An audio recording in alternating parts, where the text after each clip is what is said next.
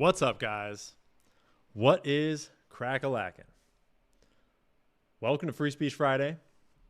Going to give it a second to make sure that we've got everything rolling and rocking. Everyone's got audio. Let me know in the chat that it's sounding good, that we're looking good. I've been away traveling, so I feel a little out of place. Had to set everything back up. But we have a crazy show tonight.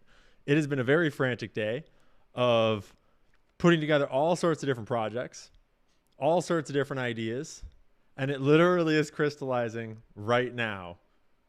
As the intro was wrapping up, I was literally putting research together and opening the last sources, and it just clicked into place. And we're gonna have a lot of fun tonight. It is a serious stream. This is actual evidence and sources and information based in reality, but it's also going to be a really fun stream that's going to be pretty tinfoily. And the title is not entirely clickbait. We didn't solve any cases, I don't think, but there's definitely some shit going on here. And we're going to do a bunch of context on the Rothschilds, which we'll get to in just a second. We're going to talk about this weird French company that has bought a hangar in Delaware that Candace Owens has been talking about. That was literally just coming together 10 seconds ago in the sidelines here. We're going to talk about Brigitte Macron, obviously. Very relevant. Rothschild connections. France. We're going to talk about Jeffrey Epstein. France. We're going to talk about a bunch of the Epstein emails. And it all kind of ties together in a really fun place to start.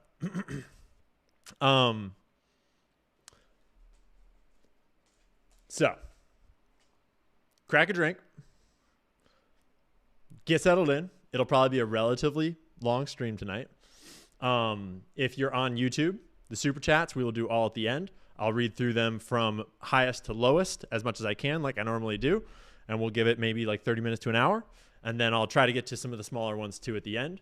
If you're in the chat, you'll notice that the chat on screen is the Twitch chat.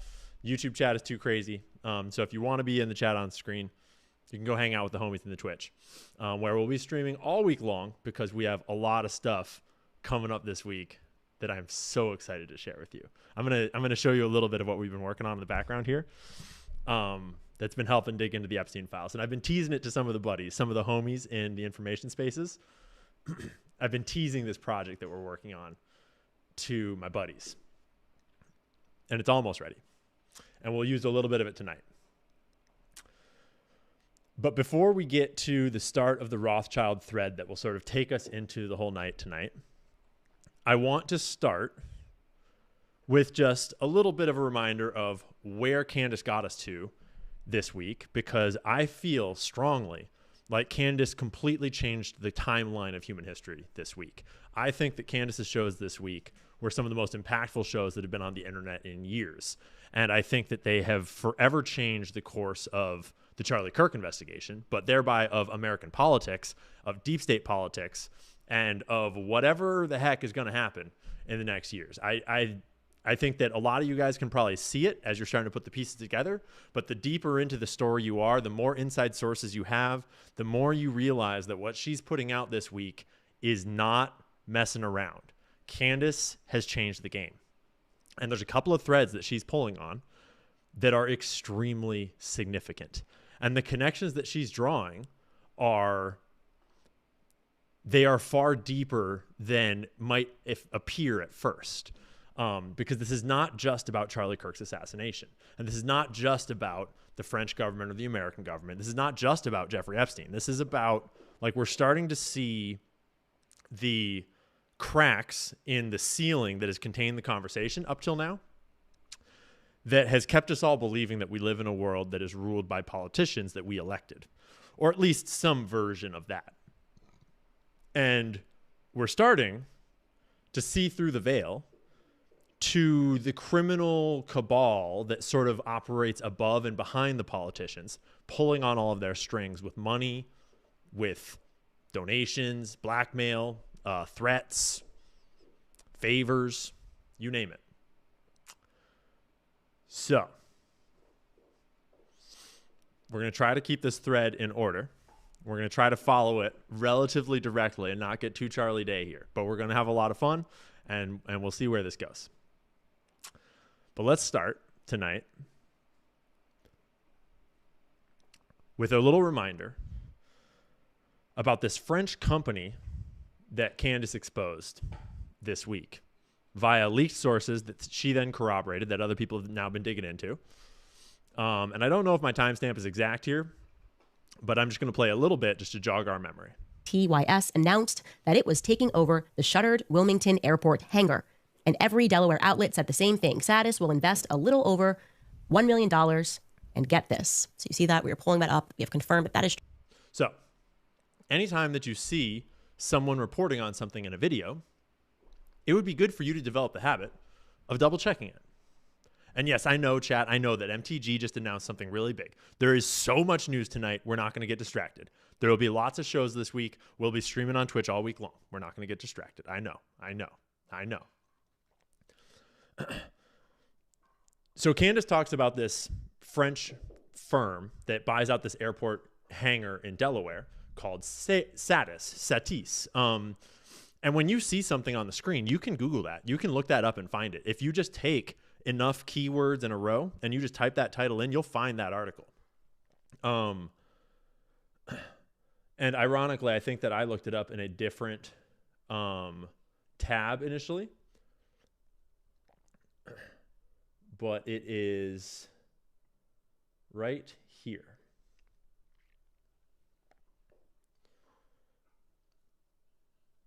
And you can read about it. You can learn more about it. You can see names and faces. You can learn a little more about what's going on with this company and what they're claiming they're going to do, and, you know, how much money is getting invested. But one article is never going to give you the whole picture.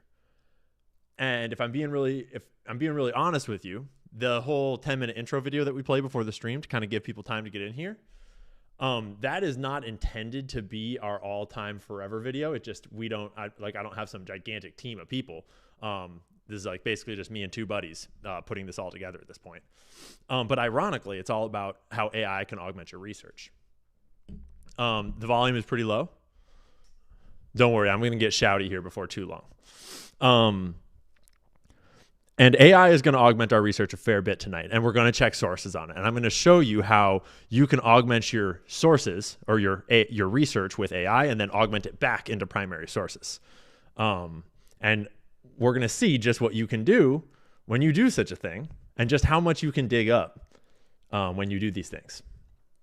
So in the background, I kind of knew how suspicious the Satis company is, but I hadn't yet put together the pieces on it. And so in the background during that intro, like literally minutes and seconds before we started the stream, I was running a search to try to get a whole bunch of information compiled about this company. And I didn't know what it would turn up at all.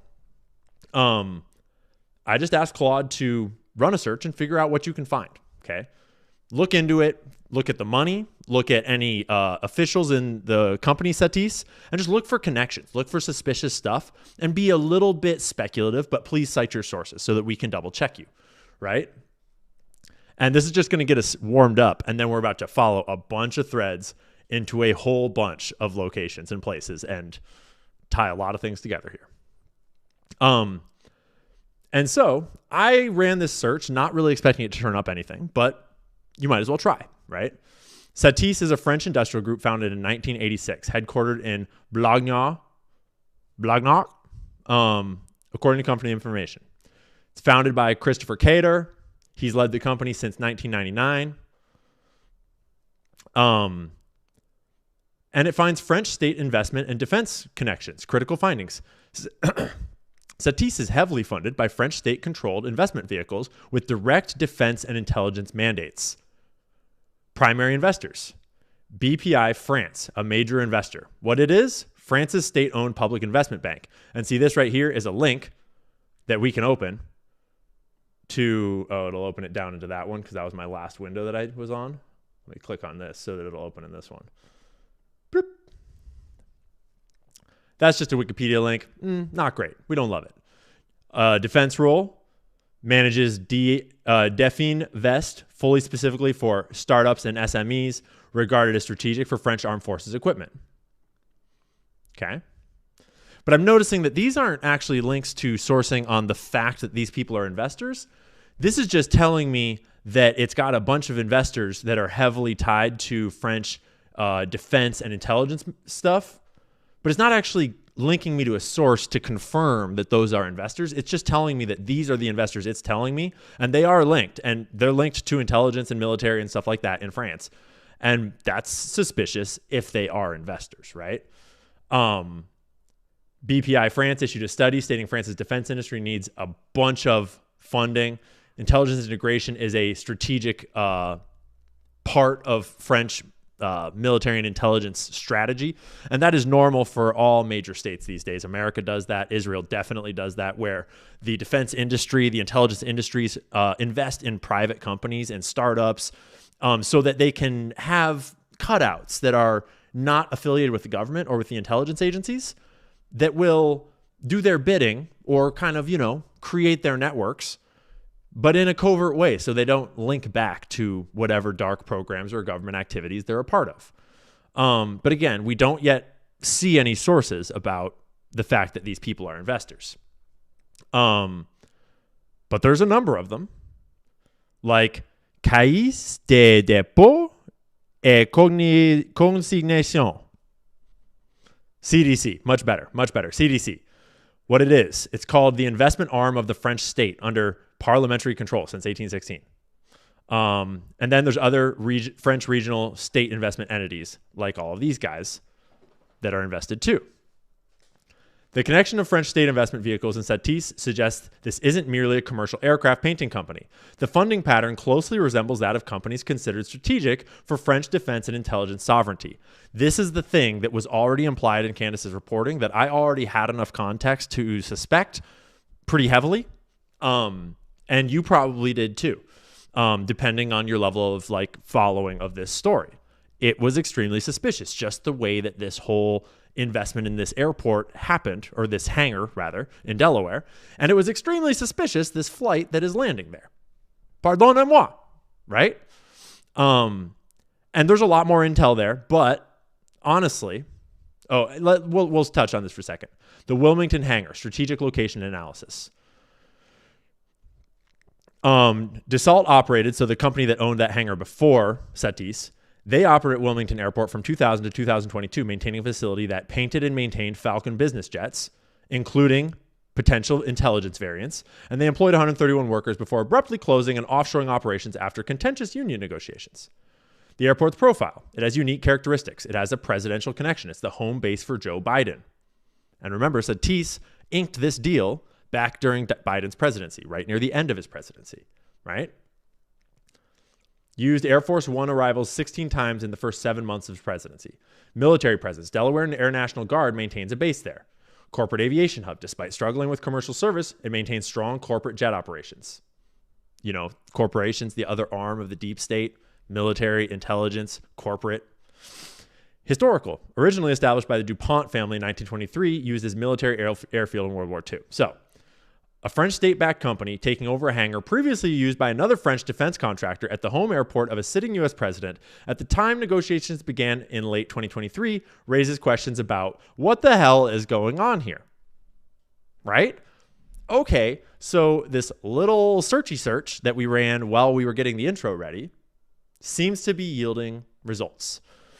But let's make sure that we actually are seeing evidence of the investments, not just that AI is telling us that they're invested and giving us spookies, right?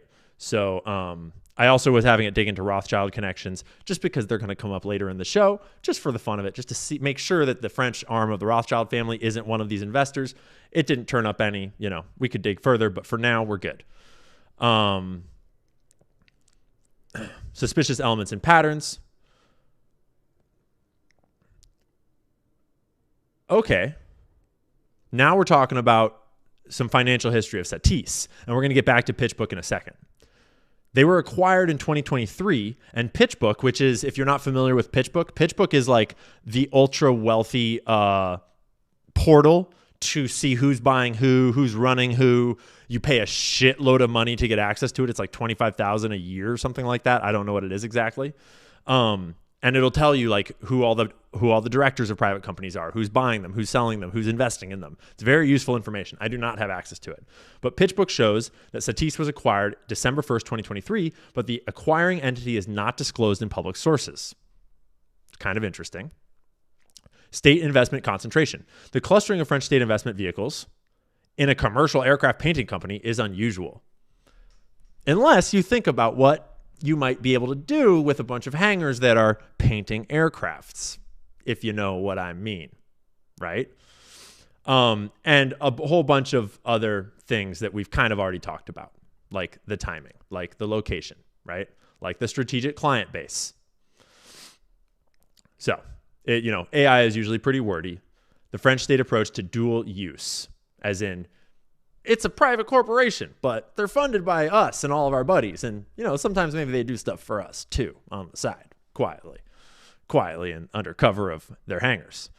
But we've got to make sure that, that we're getting sources on the fact that these people are invested.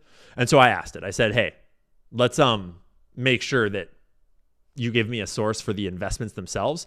And it gave me a PitchBook source, another PitchBook source, Crunchbase insight sources. It's a little hard to decipher these things because if you don't pay for them, you don't get all of the info that you need.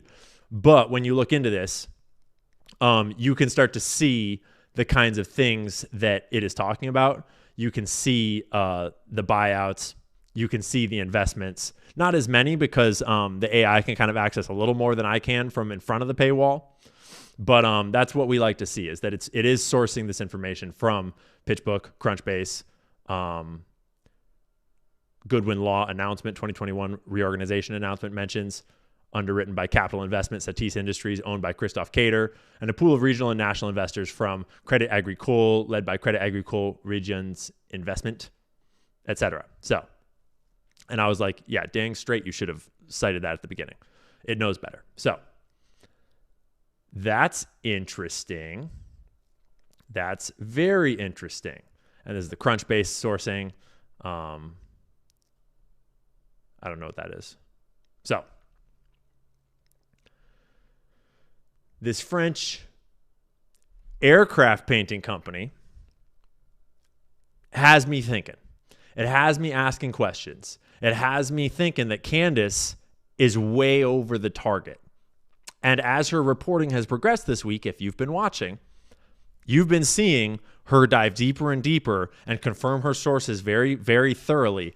And behind the scenes, I do not doubt her reporting that people are freaking out.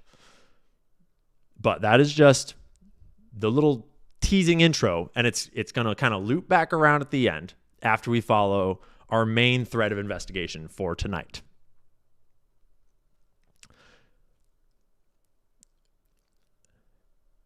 Now, let's start at the beginning and work our way forwards.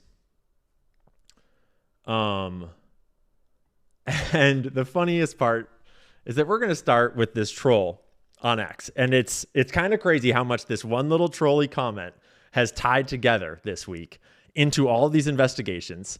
And at what at first seemed just like a snarky little back and forth on X has become so funny and so relevant. And I just want to share it with you so that you can watch it come to fruition throughout this investigation, sort of ironically and sort of like it's a coincidence.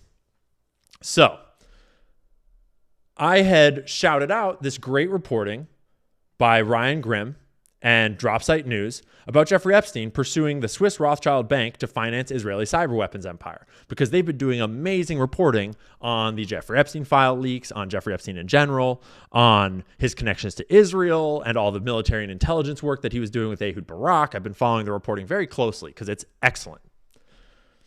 So I just shouted it out, sharing good sources with the world. And Wake Broad just got real offended by the share here and said, hey, Ian, this drop site piece cites exactly one source for the Rothschild claim. Ehud Barak recalling a casual remark Epstein allegedly made to him. That's it. No documents, no banking records, no witnesses, just Epstein, a documented serial liar bragging to Barak. The actual House oversight documents show Epstein's Israeli contacts were overwhelmingly ex-Peace Now and left-leaning intelligence figures who were trying to use him for influence ops, not the other way around. But sure, after you spent weeks posting emails, let's ignore grand jury transcripts. Challenge accepted, Wake Broad. When I saw this comment come in, I wanted to give her the benefit of the doubt.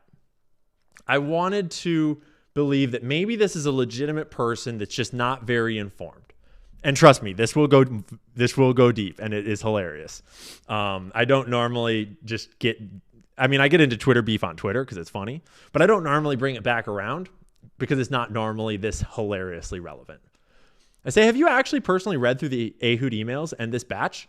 Because I have personally read many communications between Epstein and the lady Rothschild, Ariane de Rothschild, as well as communications she is CC'd on and discussed in. The nature of how the files were released makes it impossible to link to them directly for sourcing, because they're all individual files in individual folders inside of other folders, and there's thousands and thousands and thousands of them, like 26,000 or something like that. Just the images, not to mention the text files. The nature of how the files were, okay, based on the comments from you I've seen, because she's, been shilling a lot, you feel like you aren't very high information on the topic. For example, have you personally read One Nation Under Blackmail? The quintessential volume to get started on Epstein research, full of sources and evidence?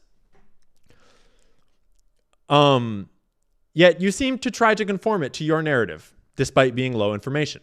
I don't mean to sound hostile. You seem like a genuine person, but I wonder how studied you are on the topic based on what I remember seeing from you. I say that here because the Rothschild connection to Epstein and Ehud's operation is very clear when you actually study these two email dumps. You seem like a genuine person. Oh, how wrong I was. You make it too easy, Ian. You claim you've personally read many communications between Epstein and the lady Rothschild, plus emails she CC'd on, all supposedly in the Ehud leaks and this batch. Laughing my face off. Those emails don't exist in any public capacity. Not in Jeffrey versus Maxwell, not in the 2015 address book, not in the 2019 to 2024 unseals, not in Barak's hacked inbox, nowhere. So, where are they? Unlike you, I've read every page that's actually been released multiple times. And there isn't a single Epstein Rothschild email. Not one, zero, nada. So either you're sitting on the biggest scoop in modern history and you're keeping it secretal for some reason, or you're just making shit up. Post the emails or kindly admit that you're full of shit. And when I tell you that when I saw this come in, it was like God coming down from the heavens with a golden platter full of my favorite food, oh my God, it was a gift. I immediately got up off the couch and just, it took me 3 minutes, and I went and sourced her a few emails, and this later spiraled into what you're about to see. And then it connected back to all this other pieces of our stories, because once you know a little, things just start to connect.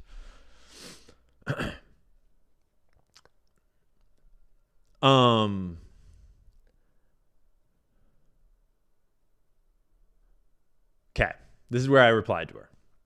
For your viewing pleasure, here are 3 email threads to or from her, and I just sourced them directly. To Ariane de Rothschild. Dear Ariane, I'll be very glad and honored to meet this Wednesday morning, etc., etc., etc.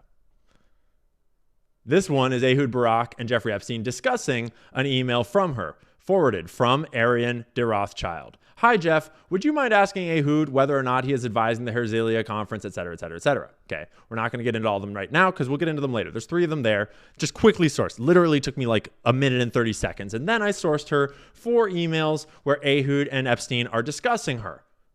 We should try and reconnect to Rothschild. And we're going to come back to these because we'll get context. We'll get a timeline. It will all link together. Ironically, from the very reporting that she's claiming there's no evidence for. So this is Ehud Barak. Neely is his wife. Rothschild, evening of the 30th confirmed, referring to Ariane Rothschild. We should have dinner with Rothschild, maybe. Sarkozy, who was the president of France at the time. I'll be there the 30th, right? So there's 4 different emails where they're mentioning the Rothschild gal. And it literally took me 3 minutes because I've been working on a whole system by which we can use AI to analyze all of these files at once, and we can quickly search through them and access them and dig into them without having to open literally thousands and thousands and thousands of individual files, as she claims she's done multiple times.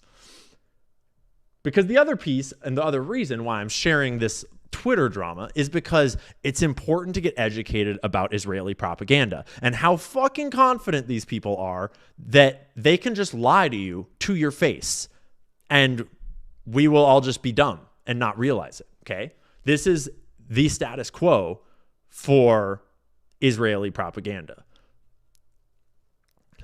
So I show her, I drop her those 2 sources and I say, tell me again about how you read every single one multiple times. You do realize that you just claimed that you went through thousands of files and opened many thousands of individual images and read each one multiple times. So like, how much time do you have, girl? And I will ask you again, this time more bluntly, are you spinning a narrative or are you just retarded? These took me all of 3 minutes to dig up. And she responds, there is not a single email from Jeffrey Epstein to her and vice versa, in all caps. You proved my point. You have nothing. Literally responding to 7 emails of exactly what we're talking about. Then she moves the goalposts about how these aren't suspicious, et cetera, et cetera, et cetera. It would be nice to say it's because she's stupid. I don't think that's actually why. We don't need to go any further. There's so much more fun to get into reading her replies and her just like, what is even going on? But you get the picture, right? So Homegirl sort of inspired a whole thing over here in our Obsidian Vault. And we're now going to take a break from the Epstein emails, and we're going to come back to them at the end of a quick primer on the Rothschilds. Yeah, bots can't read pictures. That's a funny comment. So, I wanted to do a quick primer. Oh, I got a moth. Little moth was trying to get into my drink. Go be free. I wanted to do a primer on the Rothschilds, partially to clarify like all the conspiracy theories. It's a very controlled information space. They have millions of dollars of propaganda going into sterilizing their reputation over the years, right? So did Jeffrey Epstein, and imagine how much richer they are than Jeffrey Epstein. But also because it's just fun, and it's good to remind ourselves that these people are very much still real. It's not some ancient conspiracy theory. But let's start with the ancient part, okay? Let's start with the Rothschild dynasties from the original founder, okay? This is one of my oldest and most favorite Obsidian files that I've been saving for once we kind of broke the seal on this conversation a little bit, because it's pretty gross to talk about. Mayer Amschel Rothschild, born in 1744, was the founding member of the Rothschild dynasty. Rothschild meaning red shield. It has to do with the original, the sign for their business originally, all the way back in Germany, which was not actually Germany at the time. Generation Zero, okay? He had all these kids, and he sent them out to all these different nations around Europe to found their own banks. He had the first bank, and he sent out all of his kids, his sons, to all these other nations to found banks in all these other nations, and they became the first like big international banking family, and that was their advantage through their rise that allowed them to gain so much power, and we'll come back to that. But I just wanted to show you how they consolidated their wealth and power in the early years. This is a picture of Janus, which is loosely related or affiliated with incest, okay? With cousin marriages, maybe even brother and sister marriages. Although in this case, we're talking about mostly cousin marriages and like uncle to nephew and niece marriages. Aunt to like, mostly it's uncle to like niece marriages, to be perfectly honest. So just for symbology's sake, I put a little Janus in everywhere where there's a cousin marriage or a uncle to niece marriage, okay? And I just want to show you how many uncle to niece and cousin marriages were there. So there's one. So there's a Janus. There's a Janus. There's a Janus. There's an incest. There's an incest. There's an incest. There's an incest. There's an incest.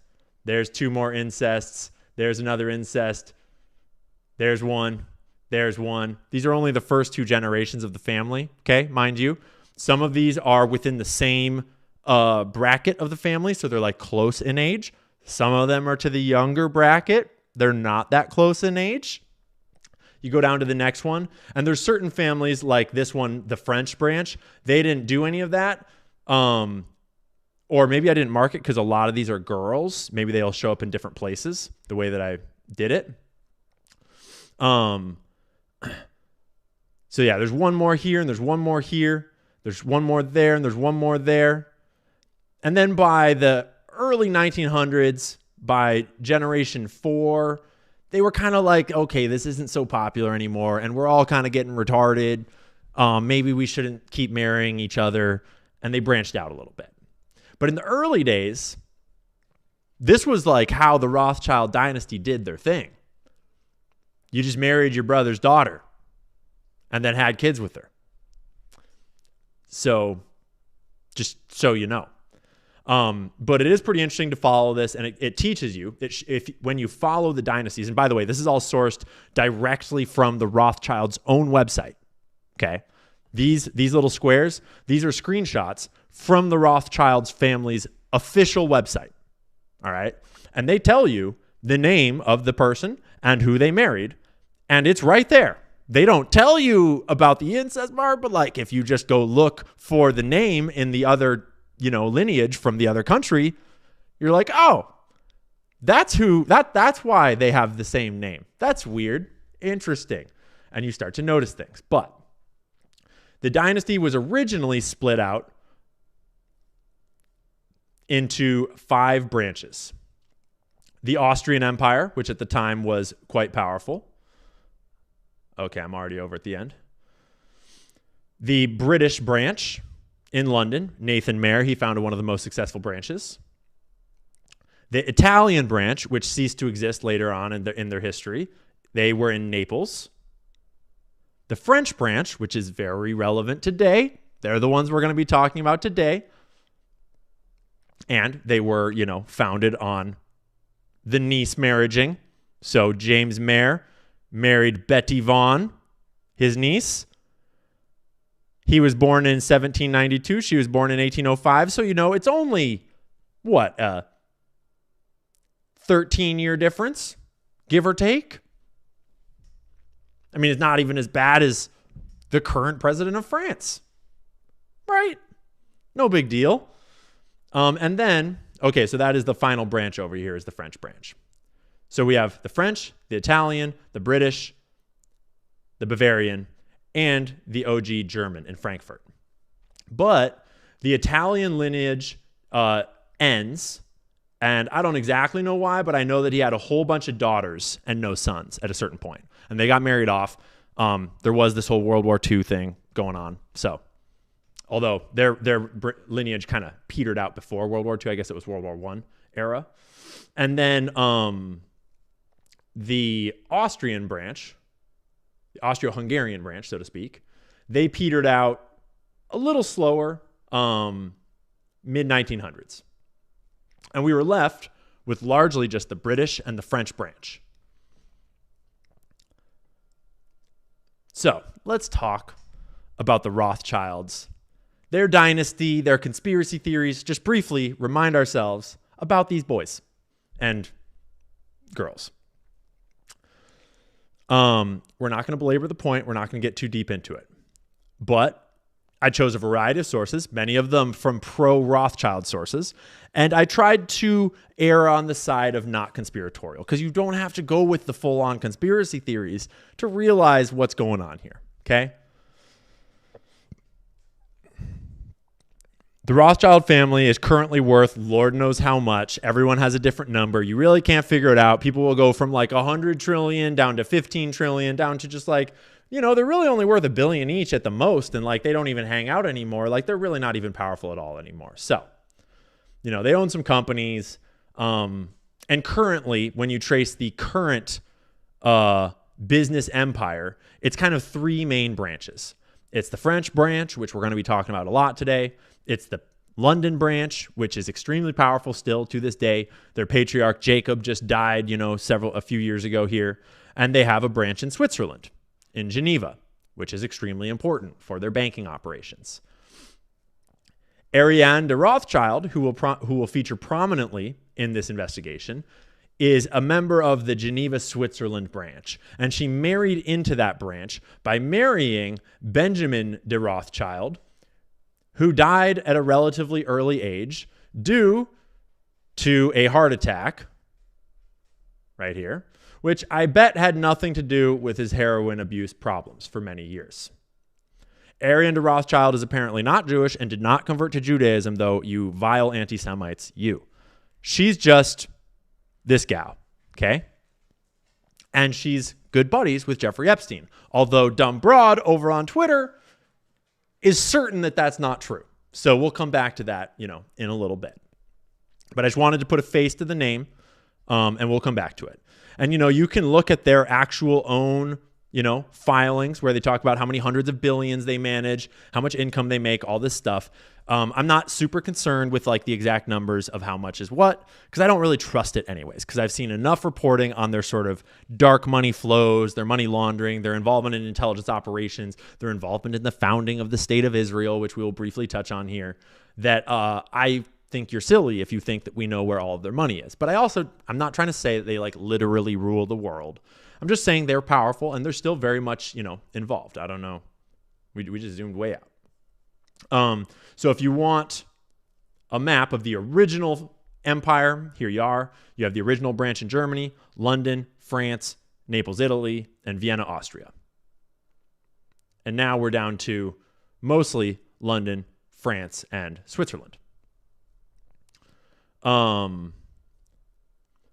The Napoleonic Wars. There's this whole conspiracy theory that the Rothschilds funded both sides of the Napoleonic Wars and they bled both sides dry to take control over their currencies and all this. And then once they decided who they wanted to win, they pulled funding from Napoleon and made the British Empire win. And then they did this whole conspiracy with the British stock market to take over the currency markets with this really brilliant trade. They bought up all the bonds on the currency and whatever. And then they just controlled the whole world. It's okay, yeah, that's just an anti-Semitic conspiracy theory, guys. But when you play it out, the basis of the conspiracy theory is that they were in England advising the British and funding the British war effort. And that is not disputed. That is very much, well established that the Rothschild family in England was funding the British side of the Napoleonic Wars. What is disputed, I'm up too high here. Yeah, down here. We're going to skip over. I've got a bunch of sourcing about all the different Rothschilds that had important positions in government. They were critical to the Suez Canal purchase, very important purchase for geopolitics. They've been up in French politics. They've been up in British politics. They've been French presidents in the past.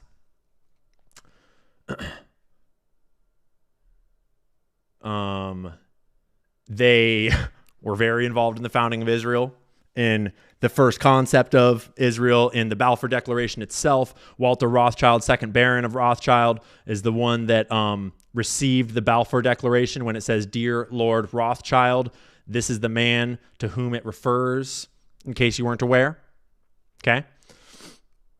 But then all these conspiracy theories about dating back all the way to the Napoleonic Wars. And the conspiracy theory is based on the idea that they were funding the British and then they were secretly funding the French. And the way that they were secretly funding the French, it's just an anti-Semitic conspiracy theory, because the French actually were surveilling the Rothschild that moved to France as a foreign guy. And he was doing foreign business deals and the French were surveilling him. They were very suspicious of him. And there's no evidence that they were openly financing the French military. And that's kind of true as far as I can tell. Certainly not an expert. But it's not contentious that the Rothschild that moved to France, he went there to buy a bunch of gold. And he was covertly buying gold and sending it back to the British Empire to finance the British war effort. But when you buy gold in France, you're giving France money and you're depleting them of their gold supply, right? right? And so eventually, let's not get into the details, but Napoleon loses, and there's this whole conspiracy theory about how the Rothschilds, they front ran the trade by making it look like the British had lost at the Battle of Waterloo. And so then the stock market all freaked out and they crashed, and then they bought up everything on the cheap. And then the real news got there and said, no, we won. And then everything skyrocketed, and suddenly they had control over the entire British banking system, the Bank of England. The not anti-Semitic version of that, allegedly, is no, they didn't like crash the markets or anything. They just bought it up really cheap during wartime deficits anyways, for cheap. And then they had faster couriers, really great business acumen, and so they knew the news ahead of everyone else, and then they made a killing on that. Take whichever side of those stories you want.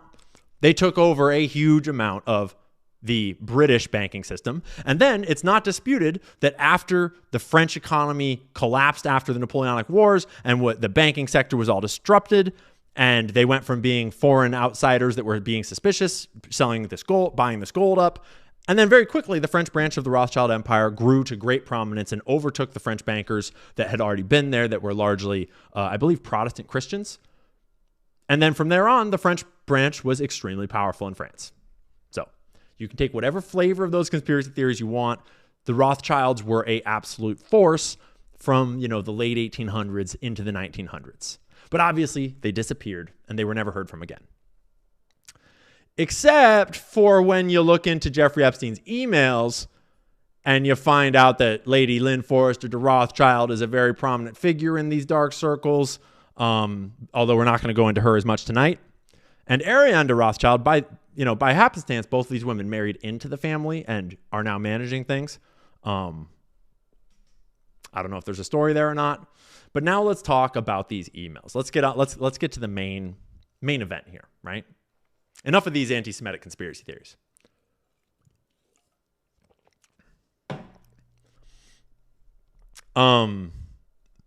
Before we do this, I want to really briefly again just remind us of what's really important to know. It's really important that you remember throughout this whole process that there are no emails. They don't exist in any public capacity, okay? They're not in anywhere, nowhere, not at all. Not 1, 0, nada, okay? Keep that in mind. Zionists want you to know that. So let's just go through a spattering of the emails that you can find just in this one most recent document leak of Jeffrey Epstein's stuff from the House Oversight Committee. I've intentionally included the actual literal file name. If you download them yourself from the House Oversight Committee's website, you will get this exact file name, 026069.jpg. Okay.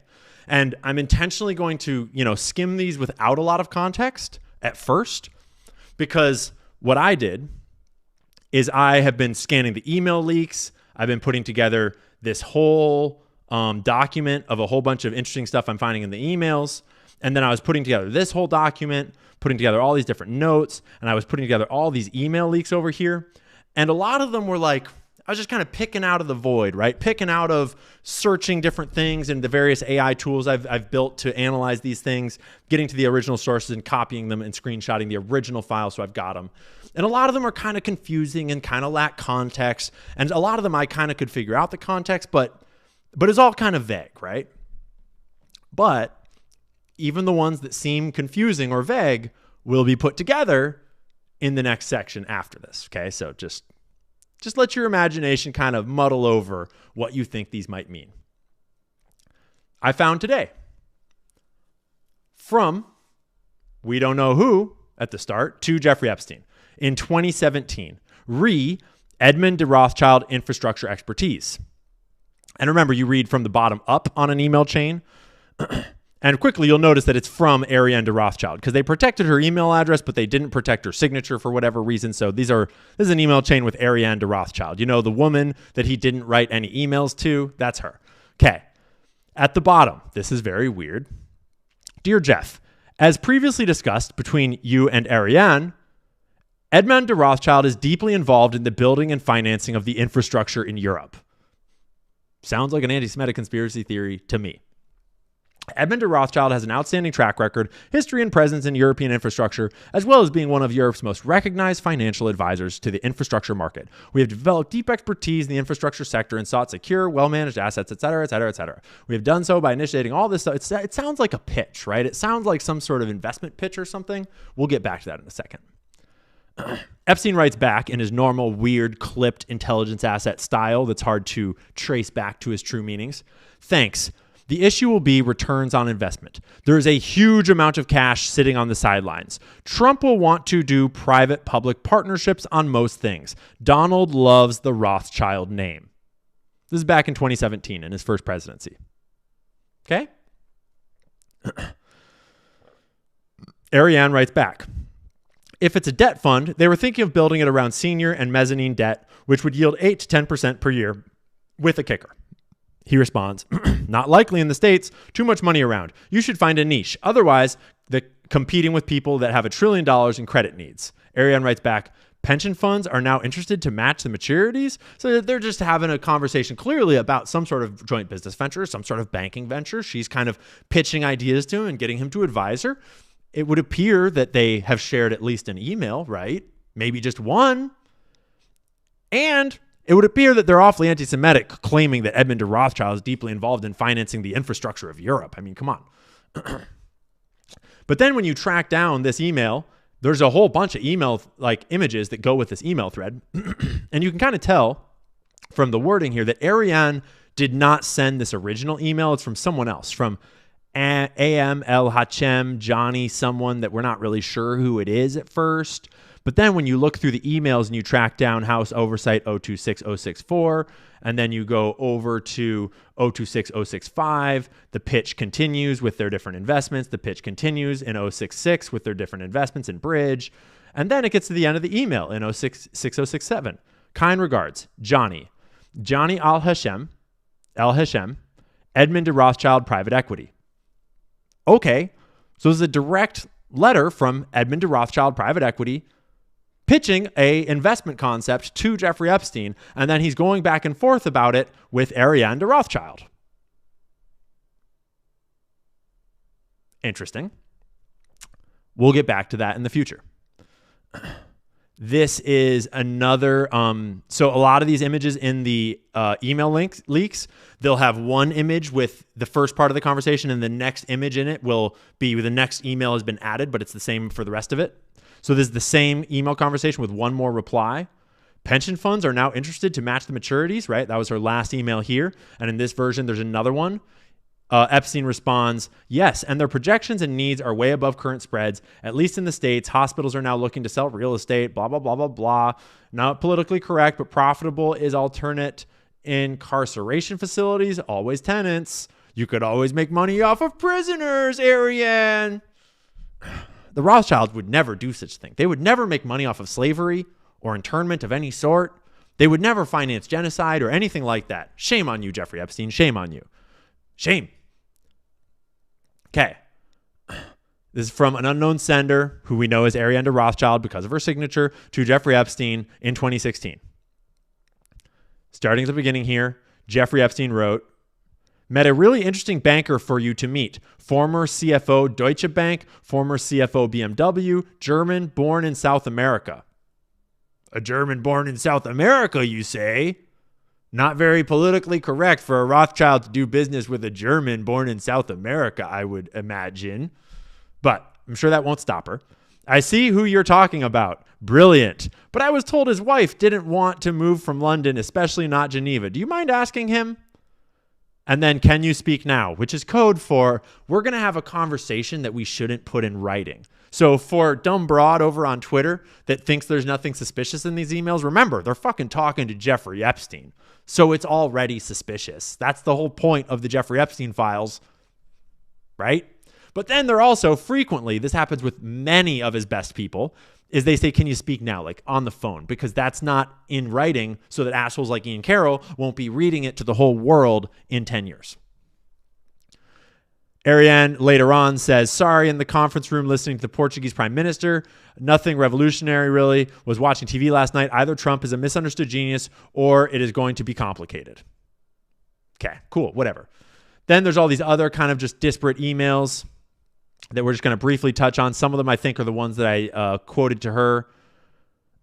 Ariane emails Jeffrey Epstein. Hi, Jeff. Would you mind asking Ehud whether or not he is advising the conference thing that we were talking about?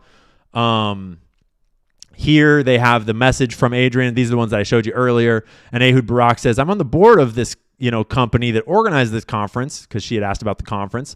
He says, but I'm not really sure what the question is. And he's like, I don't know either, dog. It's like, will you convey it to AR, meaning Adrian de Rothschild, or should I reformulate it in a softer and subtler manner? I'll be speaking to her in about an hour. Okay. Dear Ariane, 2014. I'll be very glad and honored to meet this Wednesday morning. This is from Ehud Barak to Ariane de Rothschild, CCing Jeffrey Epstein. I hardly know Geneva and will follow any recommendations of you regarding the place and hour for the meeting. However, I stay here at the Four Seasons and we can have a breakfast in the hotel if that's most convenient venue for you. Around noontime, I have to leave for Zurich. That's why I've asked to have it in the morning. Looking forward, best. So there's no mix-up on my part. This is from Jeffrey to Adrian de Rothschild. He's helping coordinate this meeting is what it looks like. So there's no mix-up on my part, like the last time. Whoopsies. You are both addressed on this email, and I suggest you coordinate directly. Ariane, Ehud will meet for breakfast in Geneva on Tuesday, 18th morning at the location and time of your choice. Okay, so I'm intentionally reading these without a lot of context and explanation because we're going to get it in just a minute. And it's all going to link up. We already read through this long exchange. And then there's this one weird one that's really interesting that I just found right at the end of my, earlier today.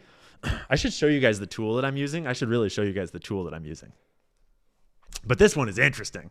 And it comes back in a minute. Ehud Barak to Jeffrey Epstein in April of 2017. It starts down here.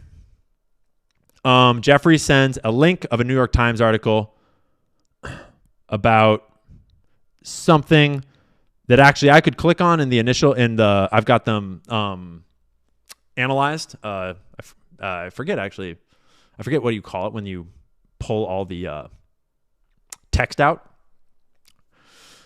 And then Ehud writes back, hi, Jeff, I'm in Serengeti, Tanzania. No real communication, cannot open the New York Times article, but to judge from the article's title, they are at least exaggerating, if not totally wrong. This attack will not change strategy in a major way on either side. It will, however, raise respect for DJT in Moscow and few other capitals. That's not necessarily bad if the White House won't read this change as a precedent, which calls to be repeated too often. Best, Ehud Barak. And then Ehud Barak writes to Jeffrey Epstein. This is on April 30th, 2017. He writes, hi, Jeff. About time for our actions to turn into theater and movie pieces. Shall we talk? Any news from BC/ADR? Best, EB. Any ideas what BC or ADR are? And what does he mean by about time for our actions to turn into theater and movie pieces? Nifty. We're going to come back to this in a little bit. But it's important to remember, just to clarify, that there is not one, zero, nada emails that have anything to do with Epstein or a Rothschild anywhere in public view.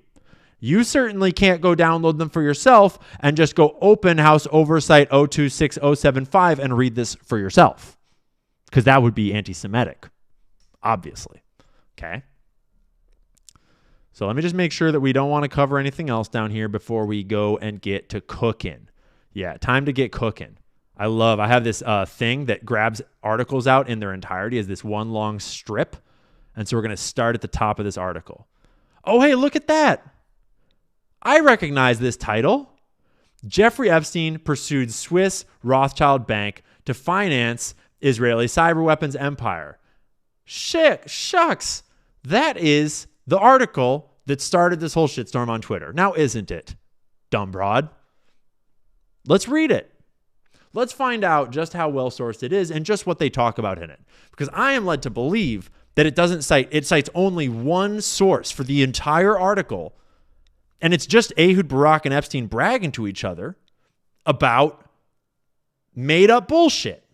A serial liar, obviously. You can't trust it. This article is obviously bunk. Heaven forbid we think for ourselves and read a little bit. Reading is awfully anti-Semitic though, guys. So I guess we'll just have to do it. I guess we'll just have to forge ahead with our anti-Semitism. Jeffrey Epstein pursued Swiss Rothschild Bank to finance Israeli cyber weapons empire. They talk about the sourcing of where they're getting this all from. And they say, please contribute a little bit to help us do our work, because they're independent journalists and they're crushing it. Definitely support Ryan Grimm, Murtaza Hussein, and Dropsite News. Follow them on Twitter as well. So what I've done is I pulled out some of the most important parts so that we don't miss anything. We're not going to read the whole thing because that would be crazy. You can do that on your own, and it's all a great article. Every single sentence, every single paragraph is like, holy shit, bro. So we'll try to pick out the best parts. And you'll notice some familiar material when we go through this. But first,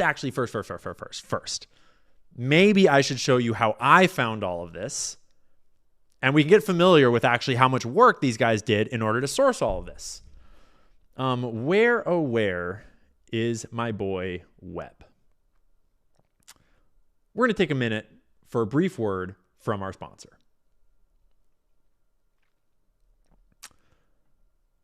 This is Webb. And I am so excited to talk about this. This is a product that is in its early development stages, and it's going to be given out for free.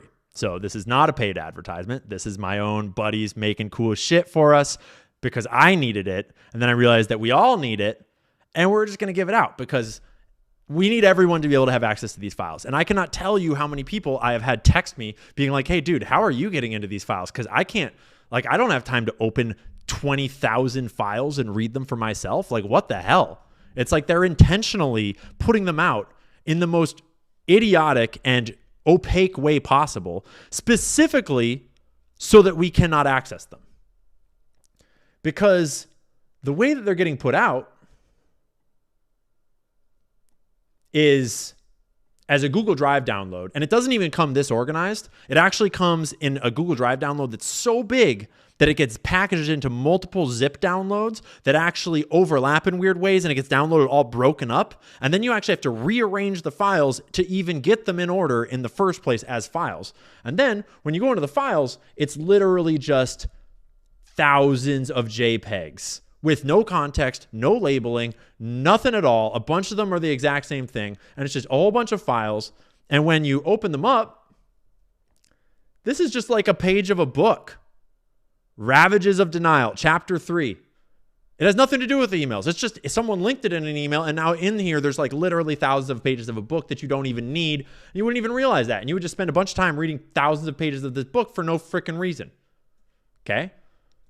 No one has time for this. These aren't emails. Where are the emails? These aren't emails. Where the hell are the emails?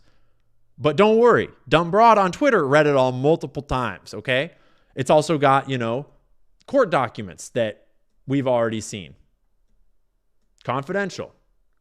Oh, that was helpful. So glad they put that in there. A redacted version of the black books and contact books that we've already got. Man, isn't that helpful? So as you can see, this is insane. And that's only, the first two folders. There's a bunch of them. And it just goes on and on and on and on and on. And it's literally like 23,000 files, okay? So that's not very helpful. So how do we access them? Well, Webb is how we access them. And there's this fun string game where you connect the dots and the string, and you get all Pepe Silva, and you can just play with it forever. And oh gosh, it's fun. But we'll leave that. We'll leave that where it is for now. And it's just a little landing page that you can go check out for yourself, the web.io. It's not live yet. It's not ready yet. We literally just finished the first version that I can play with today, and I'll show you what that looks like. But the goal is here, and we're going to work towards that goal, and it will be out for free that you guys can download and use. It is an AI-based tool that you will have to plug in your own API from right now, Google Gemini, and there's a couple other options. We'll explain that later. You have to plug in your own API tool so that you can use it. And if you have, your own misgivings about using AI, I get it. Might not be the exact tool for you, but part of the point is that You're not uploading your files. You're not uploading your documents and interacting with them online on a web tool. You're actually downloading this to your computer, and you can just use this tool as a self-contained tool on your computer that doesn't require you. So if you have like some secret cache of documents, your documents aren't getting uploaded to like Google, for example. Obviously, like AIs do have some privacy concerns, and you should think for yourself on that. But ultimately, these are like public document dumps. And so this is a public tool for you to use however you want. And if you want to use it, you can use it.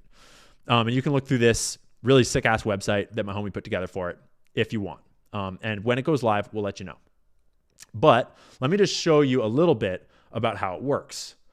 Where are you, web? Where are you? Okay. Here's web. So the thing about AI is that you can't trust it. Okay. I'm moving it over a little bit so that you guys can see this part. You can't trust AI. You need to be able to get to the sources. So it's not just that we need to have a tool that can analyze all these documents and tell you what's in them. It's that you need to have a tool that can analyze all these documents and you can talk to about it and learn what's in them. But then it needs to cite sources that you can click and open. Okay. And so, for example, earlier I asked it, who is Ariane de Rothschild? Point blank. I have all of the image files uploaded into here, and I just ask it, who's Ariane de Rothschild? And it builds a little dossier, okay? She's a person. She's very important. There's a whole bunch of context in these documents. She gets mentioned this many times, which is kind of an at least in case it missed anyone. And it tells you what she's talking about with Epstein, and it cites sources. And then you can go and click on that source, and it will open what it is. And this is in the emails, and it's from a magazine article it would look like. And there's another source. Oh, and that's one of the emails right there, right? Wasn't there a science person that worked with Consuelo that you thought interesting? Okay. Ooh, the Vanity Fair piece. I know what that's referring to. And it has turned all of this imagery into text that is now searchable, that I can search in here, but you can also use web to search. And it has cited tons of sources, and you can talk to it. You can ask, like, let's ask it a question. Let's ask, like, what businesses was Ehud Barak interested in? And we'll see if it works.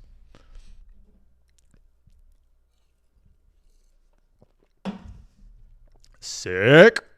Okay. Dude, we were so stoked when we got this to finally start spitting out answers today. I cannot even describe. What businesses were Ehud Barak in? Okay, here's what I can tell you about Ehud Barak's business interests based on the provided documents. He's a person, he's a politician, he's a military leader.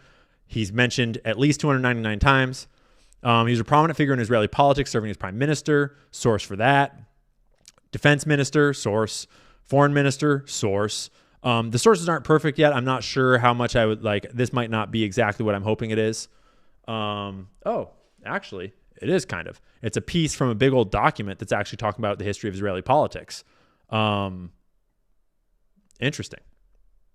And Perez, it's probably from a book. I don't know why it's in the files, but it's in the files. Cool. His military experience shaped his approach to politics and policy. Source, relationship with Jeffrey Epstein. Barak had communication with Jeffrey Epstein. Source. Cool. Sick, right? Like, you get the idea, right? It's going to be freaking cool, especially once we fine tune it. But why stop there when you could build a canvas just like an Obsidian file, but you could use that analytical process to dump this analysis like from the Jeffrey Epstein file leaks that were inaccessible 10 minutes ago. And then you can now make boards that right now it's not perfect. We can't draw lines yet. There's a lot of functions we still have to get right here. But now I can ask questions. Who is Ariane de Rothschild? It can answer and cite sources and pop out sources right here and stuff like that. You can drop screenshots in, and you can literally just screenshot off the internet. You find a good article about what you're researching, drop it in here. Actually, let me do that right now. Let me grab this is one of the sources about the sketchy French painting company, and I just grab a little screenshot and I drop it onto the canvas right there, and I'll drag it up. And then when I do that, yeah, that's what it's called. It's called OCRing. OCRing is how you get AI to analyze the image for text, okay? And you just click the OCR button, and it takes a second, and then it's processed, and it's saved into the memory of your project. So now when you ask it questions, it can also refer to everything that you just put into your Blackboard in the project. Do you see where this goes? Like, do you see what this could be and do, dog? Yeah, exactly. There's so much you can do with this. And then you can link things together. You can ask it more questions. You can chat about this specific source, right? So I don't know if this feature actually is working yet. I don't think it is. There's this cool stats feature my homie built in where you can ask it about statistics from within the files and it'll pop out all these cool freaking numbers and stats, but it's not really like exactly keyed in yet, but you see where it's going, right? So we're going to game on this for a while and get it really tight in the next week or so. We're getting really distracted by it because it's so much fun, but I just wanted to show it to you because that will help you understand how inaccessible these files were and how one of the solutions that I have been working on coming up with in order to make them more accessible. And that's how I found all of these emails is various versions of that, plus kind of digging through by hand and just kind of popping in and searching for things. And that's how I found all these disconnected emails that kind of lack context when you see them in that way, right? So I'm going to try not to get distracted by just talking about web anymore because I could just talk about that and the possibilities forever. But let's talk about this article and look at what Ryan Grimm has done for us and look at all the no evidence at all, the zero files, nada, the zero sources that exist in this article, okay? So, on July 31st, 2019, just 11 days before Jeffrey Epstein was found dead in a Manhattan jail cell, his connection to the Rothschild banking dynasty became the subject of major public controversy. Anonymous sources informed Bloomberg of a 2015 visit to Epstein's New York mansion by Baroness Ariane de Rothschild. Remember, this is back in the day before we knew all this stuff about them, okay? 4 years later, after Epstein's meeting calendars were leaked to the Wall Street Journal, the bank finally admitted that de Rothschild had met with Epstein as part of her normal duties at the bank between 2013 and 2019. Because when it was first anonymously leaked to Bloomberg, the CEO of Edmond de Rothschild Group, the spokesperson denied any relationship to the notorious American sex trafficker. Nada. Didn't happen. Don't believe it. Listen to Dumb Broad on Twitter. There's no evidence. But, and see, this is where I just grabbed a screenshot out of the article and blew it up here. So this is the same exact article, just easier to see with a highlight. So 4 years later, when the meeting calendars were leaked, then the bank finally admitted that, okay, maybe we talked to him, but it was only in an official capacity, bruh. Epstein provided introductions to U.S. finance leaders and law firms and provided tax and risk consulting, the bank disclosed, while also helping de Rothschild personally on a couple of occasions with advice on estate management. But the bank remained vague about the actual nature of this relationship with the convicted sex trafficker. But now we have a fuckload of evidence and it's about to get spicy. A second set of documents, the leaked inbox of former Israeli Defense Minister Ehud Barak, hacked by Handala and uploaded by a nonprofit whistleblower, sheds light on Epstein's efforts to leverage his personal friendship with de Rothschild to raise funds for the development of Israeli cyber weapons. After Barak's retirement from government in 2013, he recruited Pavel Gurevich, a graduate of the IDF's secret unit 80. It says Unit 81, which maybe it's a different unit than Unit 8200, their technology unit, to source cyber weapon startups from the Israeli intelligence community. Private communications show discussions about a wide range of cyber weapon concepts drawn from his Israeli military research. Epstein often played the role of middleman, handing off messages between the banker and the former prime minister, meaning between the Lady Rothschild and Ehud. And we have seen a lot of those, and we will see more. This is one of the sources that they cite. It's an old Bloomberg article. Jeffrey Epstein had a door into Apollo, his deep ties with Leon Black. When you search that article for Rothschild, you find this section here. For instance, in 2015, Black dispatched Apollo co-founder Mark Rowan to attend a meeting at Epstein's Manhattan mansion with Edmond de Rothschild Group to discuss how the two firms could work more closely, two people said. Ariane de Rothschild and Cynthia Tobiano represented the European banking dynasty at Epstein's home. The people said, though, no follow-up meetings or deals ensued. I do not know what you're referring to, said Florence Galbert, a spokeswoman for Edmond de Rothschild, adding that the bank had no business links with Apollo or Epstein. Nada at all. Okay? It's not clear whether the Rothschild Bank ultimately participated directly in Epstein and Barak's cyber weapons efforts, but in October 2015, de Rothschild negotiated a $25 million contract with Epstein's Southern Trust Company, the same entity that Epstein used to fund Barak's intelligence-linked security startup, Reporty Homeland Security, known as Carbine now, earlier that year. This ties into all sorts of funny business. And it cites actual newspaper articles where it actually says things like in September 2013, Epstein asked Mr. Rothschild in an email for help finding a new assistant. Female, multilingual, organized. I'll ask around, Mr. Rothschild emailed back. She bought nearly $1 million worth of auction items on Epstein's behalf in 2014 and 2015, the documents show. It continues. That October, she and Epstein negotiated a $25 million contract for Epstein's Southern Trust Company to provide risk analysis and the application and use of certain algorithms for the bank, according to a proposal reviewed by the Journal. So no sources except for, the Wall Street Journal. No sources except for Bloomberg. Right? Apparently dumb broad can't read. Okay? And we are just getting warmed up here. Just wait till we get to the emails. So this is about the second set of documents. House disclosures show that Epstein and Rothschild remained close in the years before Epstein's death. In an email exchange in 2018 with former Obama White House counsel Catherine Ruemmler, who we have met many times. Where are you, Kathy? Where are you, Kathy? Oh, there you are. There you are. She has emailed Jeffrey Epstein a lot. He referred her to JP Morgan in 2019, like just months before he was killed. They exchanged emails like about the boss coming to town. You need to talk to boss. This one. Yes, I will be like the emergency room doctor at Lenox Hill. Put that crazy in room 1. Gunshot in surgery and the cook, well, he can wait. Reed's guy went down on all 7 counts, meaning Reed Hoffman's guy went down on all 7 counts. Some sort of sex offense. And that's after turning down misdemeanors? Whoops. Yep. And now he is a repeat offender. Double whoops. Yeah. We will now go through a period of self-reflection and despair.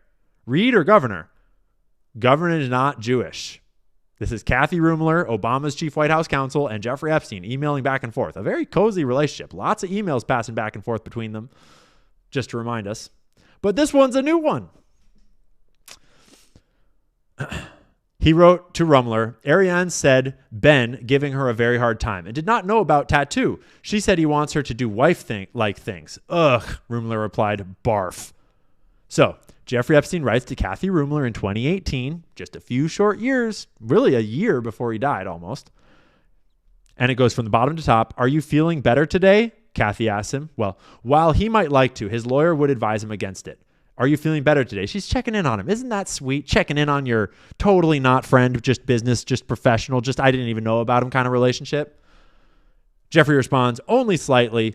Ariane said Ben, her husband, giving her a very hard time, as in Ben, the Rothschild one, and did not know about tattoo. Uh-oh. Ariane got a tattoo that her husband didn't know about? And he's giving her a very hard time. That's a bummer. Let's gossip some more. What is Benjamin upset about? Uh-oh, you dimed out. She said he wants her to do wife-like things. Ugh, barf. Yup. Isn't that cute? Ruemmler met Epstein when he reached... I did not know this part. Ruemmler met Epstein when he reached out after she left the Obama administration on behalf of the Rothschild Bank, asking if she'd be willing to represent them in an ongoing Department of Justice investigation into money laundering and tax evasion. Ruemmler accepted and helped negotiate a non-prosecution agreement. I did not know that. When she left the Obama administration, Epstein, representing the Rothschilds, connected her to the Rothschilds so that she, as an attorney, could represent the Rothschilds to help them evade the law and get out of a tax violation. That's crazy, dog. It's right here. No sources, not one. Zilch, nada. Except for all these fucking sources. U.S. Department of Justice, tax divisions, Washington, D.C. It's all here. You can read it yourself. Signatures and all. It's crazy.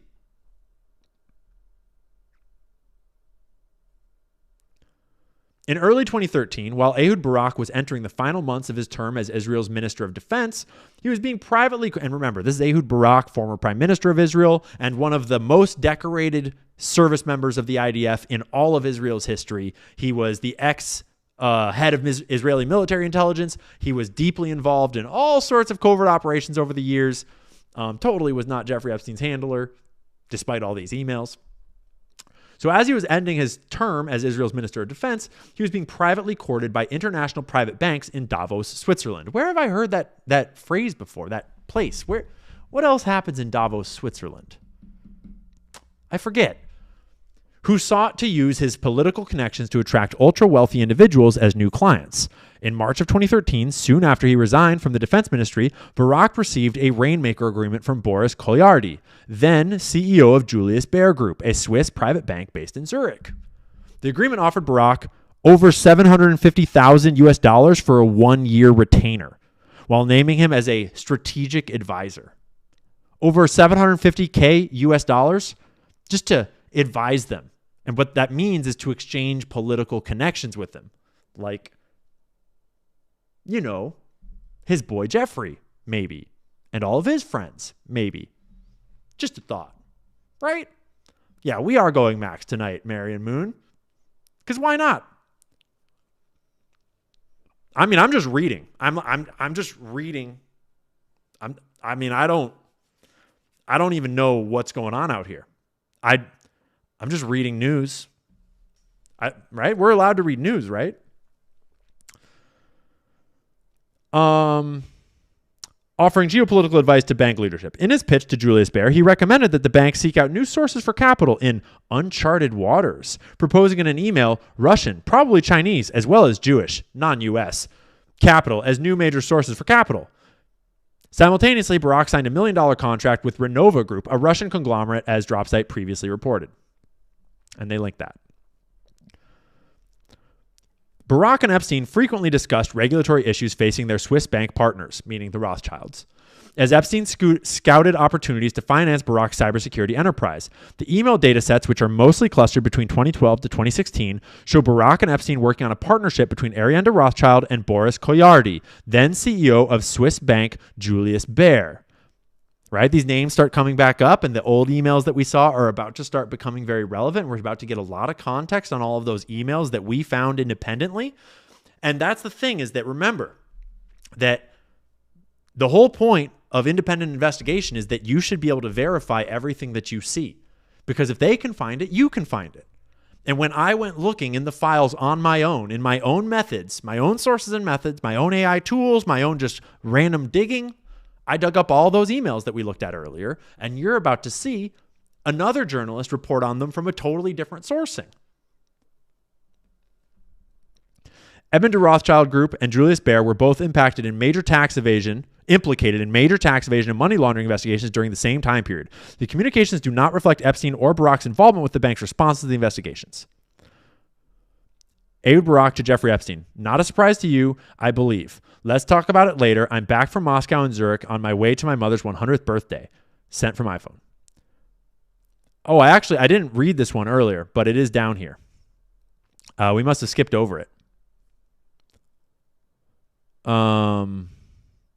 It's right here. It's the last one. We skipped over it, but it's this one that we found earlier. And then I'm like, wait a minute. I know this email. And I didn't really have the context because I didn't know who Julius Baer was at the time. But now I do. And it's the original messages. I hear that Ehud Barak has decided to work for Julius Baer. Too bad. We may have been able to offer him something, but too late. And then Ehud Barak sends to Jeffrey Epstein. Not a surprise to you, I believe. Let's talk about it later. I'm back from Moscow and Zurich on my way to my mother's 100th birthday. Okay. 3 days after the press release about Barak's hiring was published that July, Olivier Colombe, the senior advisor to Benjamin de Rothschild's famous Edmund de Rothschild Bank, sent an email to Barak's close associate, Jeffrey Epstein. So the Rothschilds, through their, senior advisor, or through their Olivier, I guess he's the representative in this case, he messages Jeffrey and is like, lame. We were hoping to hire Ehud Barak and get all of those connections, but I guess since he's working with this other guy, I guess it won't work that way. Too bad. We may have been able to offer him something, but too late. Epstein forwarded the message to Barak, who replied, not a surprise to you, I believe. Let's talk about it later. Oh, context, right? So now we know where this email is coming from. And when a great investigative journalist like Ryan Grimm, when they go and dig into this stuff and apply other sources and methods to put the context around these emails, they start to have a lot more depth. And you're going to see that with all these other emails that are going to come up that we've already seen. Barack, however, was not a big fan of de Rothschild. He sent Epstein an article on Edmund de Rothschild's $300 million investment fund for Africa, in which Ariane explained, because remember, her husband had died, not of heroin overdose, but, just died mysteriously. Totally natural causes, though. I'm not trying to suggest that she killed him. That's not what I'm trying to suggest. But then she took over, and apparently they don't really respect her that much. Because Ariane explains in this article that the bank hoped to invest in a booming consumer economy, not endless war for resources. Shucks, no more war for resources. Let's help Africa. And Ehud Barak wrote to Jeffrey Epstein, Africa will be the equivalent of China. What is of interest to me? Oh, no, this is what she said. Africa will be the equivalent of China. What is of interest to me is that it is not led anymore by minds and energy, but that banks and insurance companies are developing, which all sounds really great, obviously. It's not like banks or insurance agencies are corrupt ever. That's what she said. But Barack was horrified, captioning the article when he sent it to Jeffrey, globalization of cultural and media consumption. Epstein was similarly chagrined. I am aware, he lamented. She is lost. It's no mystery why Epstein and Barack disagreed with the Rothschilds' take on Africa. The two men were simultaneously engaged in mining and energy investments in several African countries, selling Israeli security technology to embattled presidents in Nigeria and Ivory Coast and beyond, creating a booming consumer economy in Africa that was not on their agenda. They were trying to sell weapons and spy technology from Israel. And we've already covered this article, also from Dropsite News, also from Murtaza Hussein and Ryan Grimm. Excellent article. We covered it in a recent stream. And in that article, they've got more email evidence about how this new African warlord that they helped take power and sell all this frickin' spy technology and weapons to that was illegal and was sanctioned, and how the warlord's niece was one of Jeffrey Epstein's girls that he was flying all over the world. Where's her name? It's in here somewhere. Nina Keita, 3:00 meeting with Nina Keita and her cousin, Dramain Ouattara, and his wife, Louise. Dramain Ouattara, I'm pretty sure, is the warlord, or maybe the brother of the warlord, I think. One or the other. And they've got photos of some of the alleged Israeli weapons that were not supposed to be sold there, all sorts of stuff. It's a really great article. Do we skip something? No. On November 18th, Barack sent Epstein a link to a news article about Edmund de Rothschild's bank opening a new London branch with the message, "Any news recently from the lady?" 3 days later, Epstein passed along a message from Rothschild to Barack.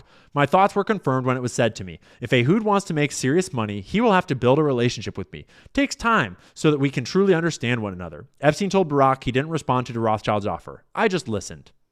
Barack was eager to exploit the opportunity, but he deferred to Epstein on the psychology of women. I'm ready, but I need your advice. How? Ladies is your forte, Jeffrey. And we already saw that. It's not there, but we have it down here. Where is it? Any news from the lady? Not those ones. Maybe it's actually in the other. Yeah, it's in the other batch. We won't go hunt it down right now. But we've seen that email, and it's like, oh, there's more context. I always thought it was funny that Ehud Barak was asking Jeffrey Epstein for advice with the ladies. Kind of fucking gross, too, to be honest. Especially when you hear the reporting about what the victims allege that Ehud Barak did. Then it gets really fucking dark. But this is the whole email chain in order. My thoughts were confirmed when it was said to me, if Ehud wants to make serious money, he will have to build a relationship with me. Who said that? Rothschild. I'm ready, but I need your advice. How? Ladies is your forte. Time, attention, stable, recurring, predictable, where, what, when. See, Jeffrey always talks in these like coded, split up ways. I'm ready. Let's plan it. I will need some guide along the way. I've also thought on the donor advised VC. Probably we can initiate 4 to 5% of overall planned volume based on advanced Israeli technologies in mobile tech and cybersecurity, life sciences, medical devices, food security. Talk to you over the weekend. Okay, consider you Michael Hayden? Michael Hayden? Excuse me? And I'm kind of acting because I've read it already and I know that Michael Hayden's about to come up. But let's just remind ourselves who Michael Hayden is. Retired United States Air Force 4-star general and former director of the NSA. Principal Deputy Director of National Intelligence. There's a couple scandals in his history. Is it in the top of this? I think it was related to torturing prisoners at Guantanamo Bay and spying on American citizens back when we still remember that that's illegal. Yeah, Michael Hayden, former NSA director. Great. He's involved in Jeffrey Epstein and Ehud Barak's networks? You better believe it. Consider you Michael Hayden and Keith Alexander. Would be easy to raise serious money. You wouldn't have to do the dog and pony show from Jeffrey to Ehud. Because Ehud's trying to pitch this investment fund idea, this big donor-advised venture capital fund. And he's like, you should get Michael Hayden in on it, bro. I'll introduce you. I guess actually Epstein had been pursuing it. Epstein had been pursuing the concept of a large donor-advised fund for several years, according to unsealed emails from the U.S. Virgin Island lawsuit against J.P. Morgan Chase Bank.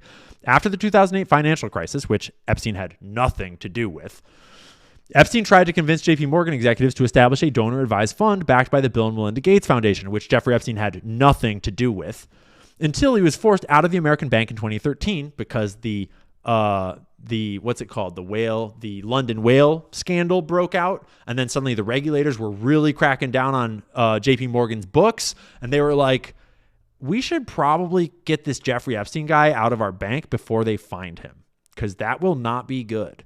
And that's when they kicked Jeffrey Epstein out right around 2013. And that's when he went to Deutsche Bank. And Deutsche Bank was very happy to scoop him up. He was scooped up. The connection was made by a guy that had worked at JP Morgan with Jeffrey Epstein. And then just went and was like, hey, Jeffrey, we've got a spot for you. We'll take good care of all your money and all of your legitimate business dealings. We've got a back door right over there. Walk in.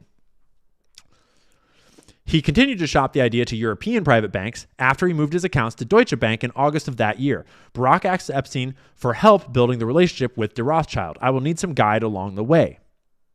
Epstein reassured Barak that he was in good company with former U.S. military leaders with lucrative careers peddling intelligence like cybersecurity products, former NSA and CIA director, I forgot about CIA director, Michael Hayden, and U.S. Cyber Command Keith Alexander.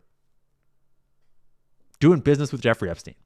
He wrote, okay, consider you Michael Hayden and Keith Alexander. Would be easy to raise serious money. You wouldn't have to do the dog and pony show. It gets into some more of the kind of like the technicals that aren't really about the Rothschilds and such. In the meantime, Epstein continued to foster the growing personal relationship between Barak and Ariane de Rothschild. On January 30th, 2014, Epstein invited Barak to a dinner meeting in Paris with himself, de Rothschild, and French President Nicolas Sarkozy. And we already saw this one, where Epstein was brokering this meeting. Ehud would prefer to come to the office in the afternoon. Could he make it at 2:30 p.m. or at 6 p.m.? I am stuck in between with a board that I have already canceled twice. 2:30? Thanks, best. 2:30 p.m. Paris, okay with me. Where? Address. Boom. He's organizing this meeting. The morning after a scheduled meeting at the Rothschild Bank, Barak flew to Germany to attend the Munich Transatlantic Security Conference. There, he met with Michael Hayden, the former NSA director whom Epstein had previously name-dropped while coaching Barak on the strategy for financing cyber weapons. Before his flight, Barak's wife, Neely Priel, emailed him a dossier on Hayden to prepare him for the meeting. After the conference, Barak sent an email to Hayden thanking him for the appointment, while referencing an unspecified plan to be set in motion. Quote, "It was good meeting with you in Munich. I meant what I've said to you and wonder whether we can meet later this month to review the options. Let me know if the whole idea makes sense to you." I wonder what the whole idea was. Unfortunately, Michael Hayden didn't respond to these journalists' requests for comment. Big surprise.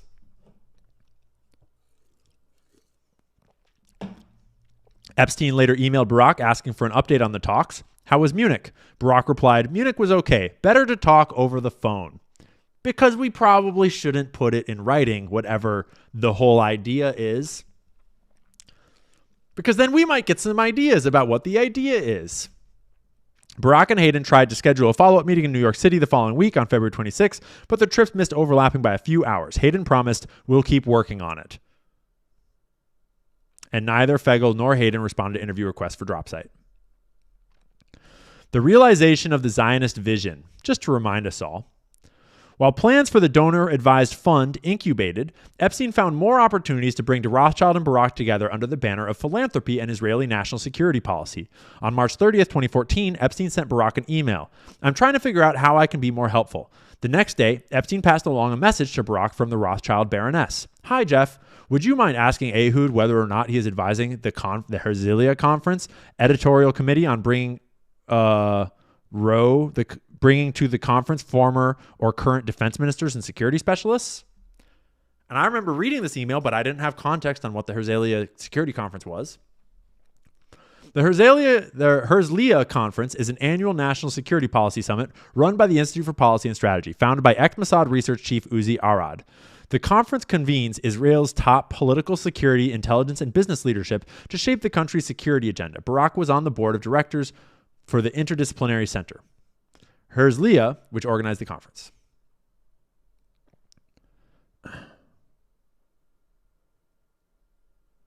Another email. This is the one that we already saw. "I'm on the board, but I don't really know what the question is. I sent you what I know. We'll convey it. Will you convey it to Adrian de Rothschild, or should I reformulate it in a softer and subtler manner?" The French branch of the Rothschild family was essential to founding the modern state of Israel, the Jewish state. The 1896 pamphlet, considered the foundation of modern Zionism, was originally titled "Address to the Rothschilds." What? In it, Theodore Herzl appealed to Edmund James de Rothschild, whose family had become prominent financiers of the European colonial enterprise. I wonder what industries they were financing to finance the European colonial enterprise. To finance settlements for Jews fleeing ghettos and pogroms in Europe. Oh, obviously it was all for good stuff. It was all good stuff. Yeah, no slavery or nothing like that.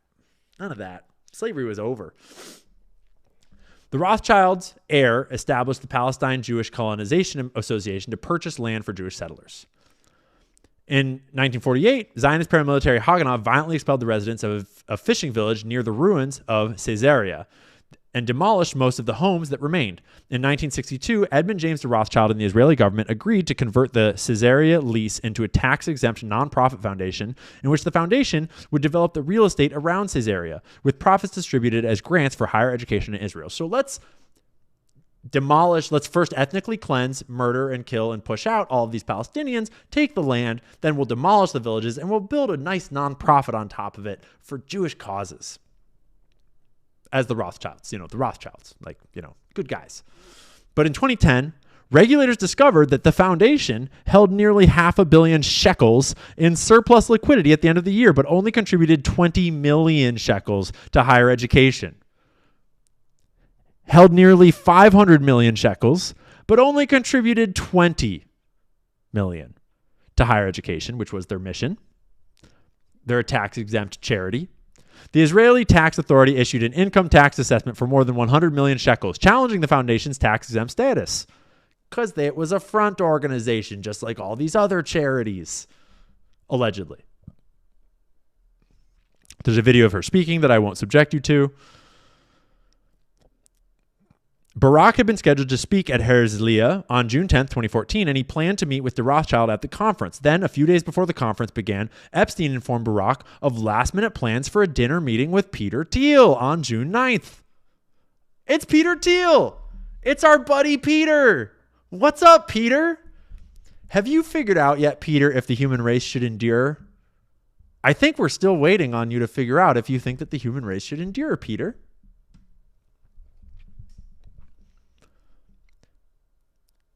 So they were going to meet on June 9th at Epstein's mansion in Manhattan. So Barak remained in New York and canceled his meeting with de Rothschild in Israel because Peter Thiel was more important, I guess. Whoopsies. Dinner with Peter Thiel and Ehud, 8 o'clock. Schedule from Leslie Groff, his assistant, who's still out there walking free. No one's asked her very many questions. No one's deposed her.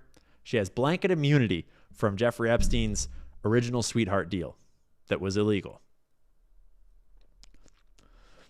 I think we're almost done. After hanging up the phone, Epstein immediately emailed de Rothschild to set up a meeting with Barak. Epstein scheduled a breakfast at de Rothschild's home on June 18th. Before, Epstein privately emailed Barak to brief him. She has a real problem with her foundation and the Israeli government. I will need 20 minutes of your time to brief you. After the meeting, Epstein pinged Barak for an update, writing question mark. Barak asked for a number to call so they could speak on the phone privately, away from you assholes on the internet that might read their emails later on. Finally, in 2018, the Rothschild Foundation and the Israeli government announced that they had reached a new pact. As part of the deal, the foundation agreed to invest over $200 million in education grants in Israel. I don't know if it's dollars or shekels. It has a dollar sign. While releasing land to build 2,000 homes in the seaside town of Or Akiva, a nearly exclusively Jewish community. The foundation fought efforts, meanwhile, to advance land to the adjacent Palestinian-Israeli town of Jisr al-Zaka. The agreement extended the foundation's tax-exempt status until at least 2032.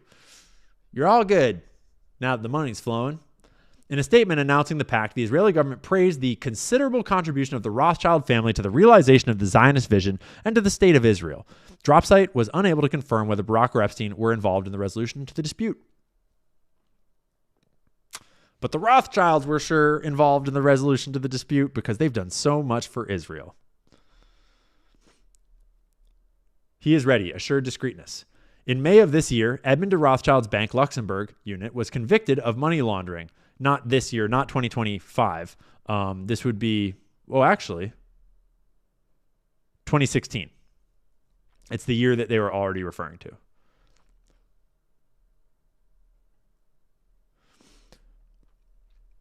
Edmond de Rothschild's Bank's Luxembourg unit was convicted of money laundering related to embezzlement from Malaysia's sovereign wealth fund. What? Why are the Rothschilds embezzling Malaysia's sovereign wealth fund? How would the Rothschilds have access to another nation's sovereign wealth fund? I thought they didn't control other countries or anything like that. That's weird. I thought they were just doing philanthropy. This marked the first time that a bank in Luxembourg had ever been convicted of money laundering, which is saying a lot for a place like Luxembourg. If you know, you know. The Swiss financial regulator FINMA also found Julius Baer, a name we recognize, with whom Barak had a consulting agreement, committed major anti-money laundering violations during the same period. Boris Koyardi, a name we recognize, the head of Julius Baer, was personally reprimanded by FINMA. Very bad. Very, very bad, Julius. Very bad. Slap. Don't ever do it again. And if you do, make sure you cut us in on the profits. Epstein and Barak were intimately familiar with money laundering and tax evasion issues facing Edmond de Rothschild and Julius Baer, and frequently discussed these topics with each other and occasionally with the heads of the banks. In December 2015, Edmond de Rothschild Bank entered its non-prosecution agreement under the Department of Justice Swiss bank program. The bank paid $45 million and admitted that they had done a very bad. Very bad. We admit it. We'll pay a little fine. Just let us go, please.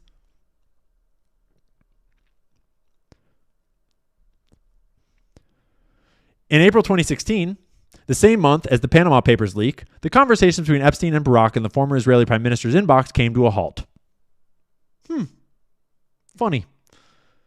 One of the very last conversations, if you don't know about the Panama Papers leak, it was major, and it was all about all of these money laundering activities in the islands, as well as a lot of other stuff. One of the very last conversations between the two men concerned a discreet meeting between de Rothschild and Koyardi.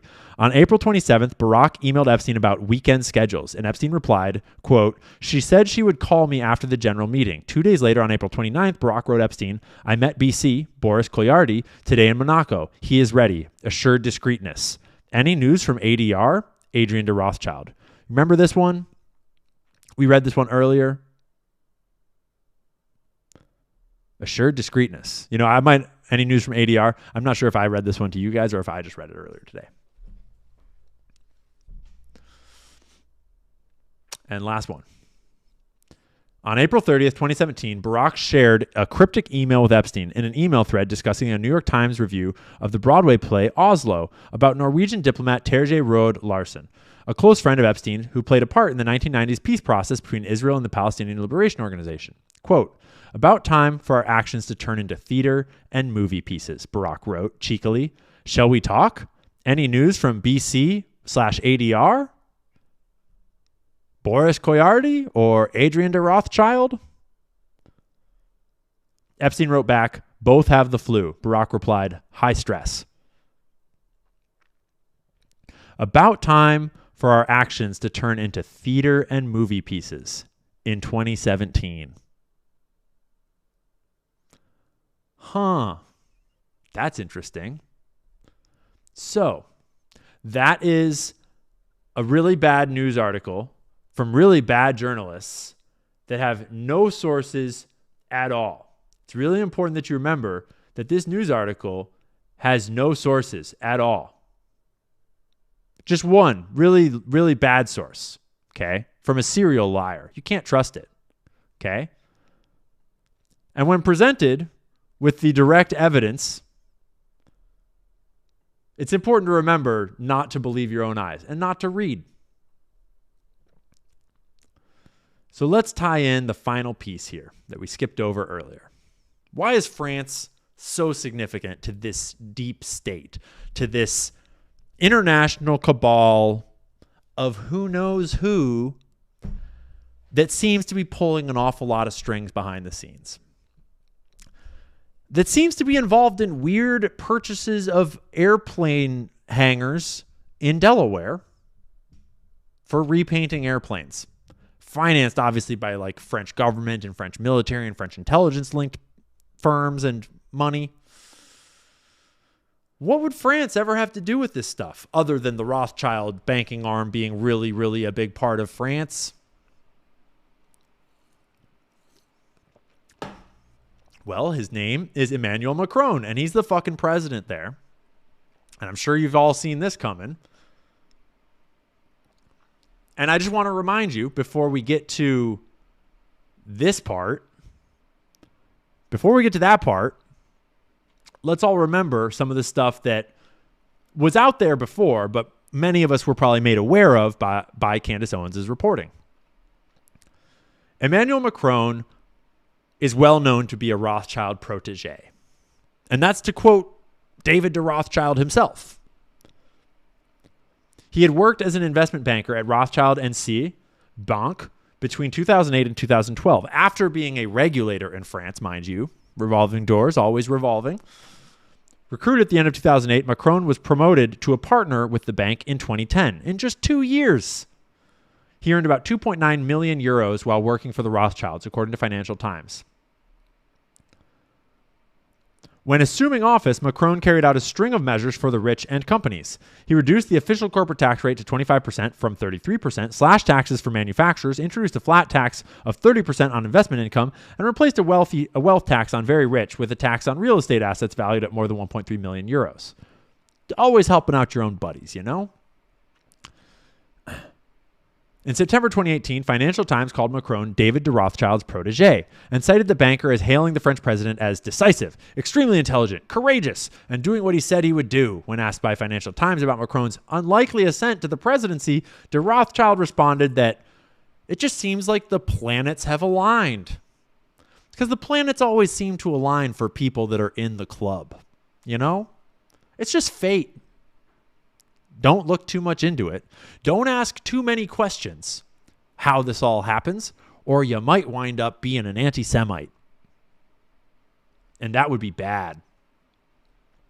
During Macron's presidency, the Rothschilds restructured their financial businesses with their major companies, Rothschild & Co., because the Rothschild banks in France had been nationalized multiple times, meaning that France had been like, y'all are too fucking big and powerful, and we're going to take this. It's like you're basically just like a state asset anyways. We're going to make it a state asset and try to get control of it and make it a public good, so to speak, kind of.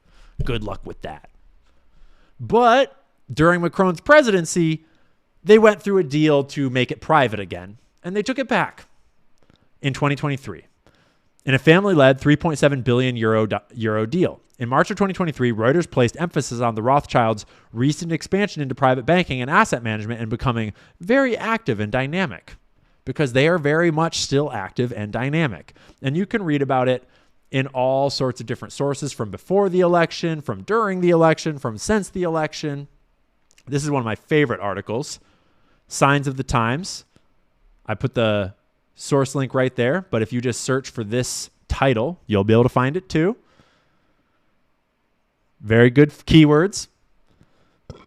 Very well sourced with direct links to sources in the article.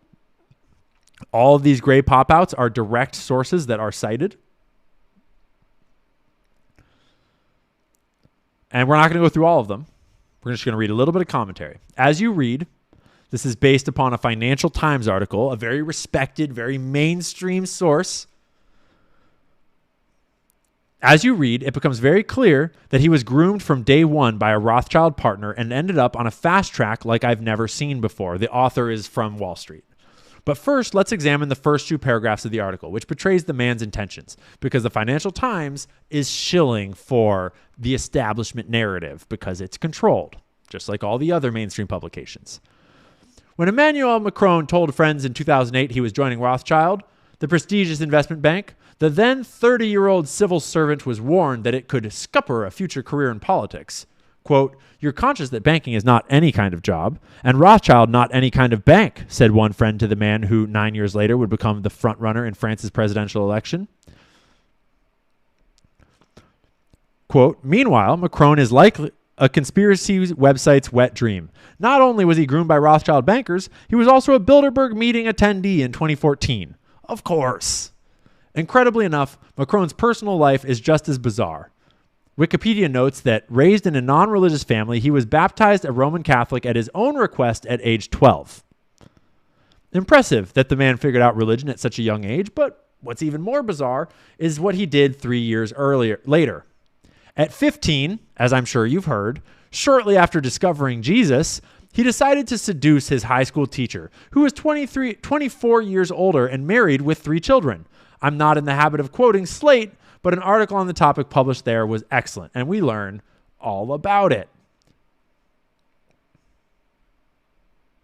And this is where we get to Becoming Brigitte.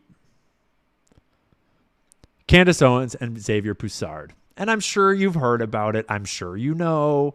I'm sure you've watched the series. I'm sure you remember the slap, push, whatever it was, just a friendly banter.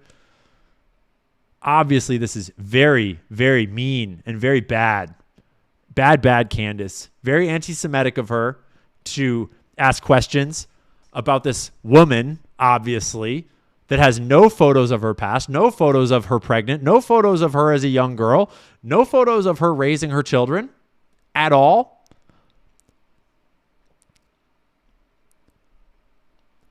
She's completely unable to answer some very basic questions that Candace posed to her way back at the beginning of 2025. But she will do frivolous lawsuits for unrelated reasons. She won't call you a liar, but she'll lawsuit you over other frivolous things that make no sense. This is just a small compilation of sources that Candace cited back in her very first episode on the matter, including, by the way, the book that President Macron very clearly intentionally put into his presidential picture by a notorious pedophile that wrote things like this that I'm not even going to read out loud. Probably shouldn't even put on the screen for too long. Kind of weird. And then journalists that start reporting on the story wind up mysteriously dead in the water, literally. And then other ones get sued, but they claim that it was for lying about her, but that's not actually what the suit was about. They just spin it in the media that they totally don't control. Yeah. I mean, I'm just reading. Obviously, I would never believe these anti-Semitic conspiracy theories. Chat is crazy. I don't know what the story is here, but you could go and, watch Becoming Brigitte for yourself. It's taken the world by storm. And Candace couldn't help but notice that this Rothschild protege that didn't even know what EBITDA was somehow made partner at the most prestigious bank in the land within 2 years and then was groomed and became president. But he'd already been groomed. I mean, he had groomed his teacher when he was 15, his female teacher that was so hot that all the 15-year-old boys just had the hots for their late 30s teacher or whatever it was. That's normal. Not a plant, not MK Ultra. No. And this just so happens to be surrounding the Rothschild family in the heart of the Rothschild banking empire, controlled by a woman. And then Candace notices that the moment that she starts reporting on it, this whole story happens. They come after her. They get Donald Trump to literally call her and tell her to stop reporting on it. It blows up even more. She keeps reporting on it. Charlie Kirk starts talking about it. Tucker starts talking about it. Tucker talks about it on the Turning Point USA stage. Then you wind up with these planes from Egypt. From Egypt. Not from their neighbor. From Egypt. Flying into this weird hangar in Delaware with a foreign dignitary that we don't know who it is. Can't imagine who it would be. And then, as we showed earlier, we just do a tiny bit of digging into this weird company, Satis, that buys this hangar for 2 years and paints planes. And we immediately discover that they're funded by a whole bunch of state money, military and intelligence-linked firms.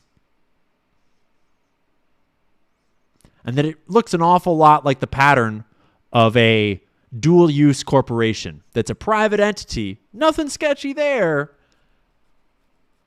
except that it looks just like what you would see if it was actually a covert operation under the cover of a private company. And it seems to be working with people in the U.S. government, in the U.S. intelligence agencies. Can't imagine which ones. And then Charlie Kirk gets shot in the neck on live TV, sending a pretty clear message to the peasants.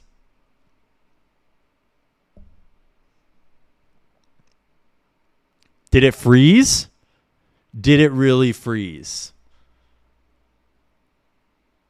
Is it frozen? Twitch is saying it's frozen.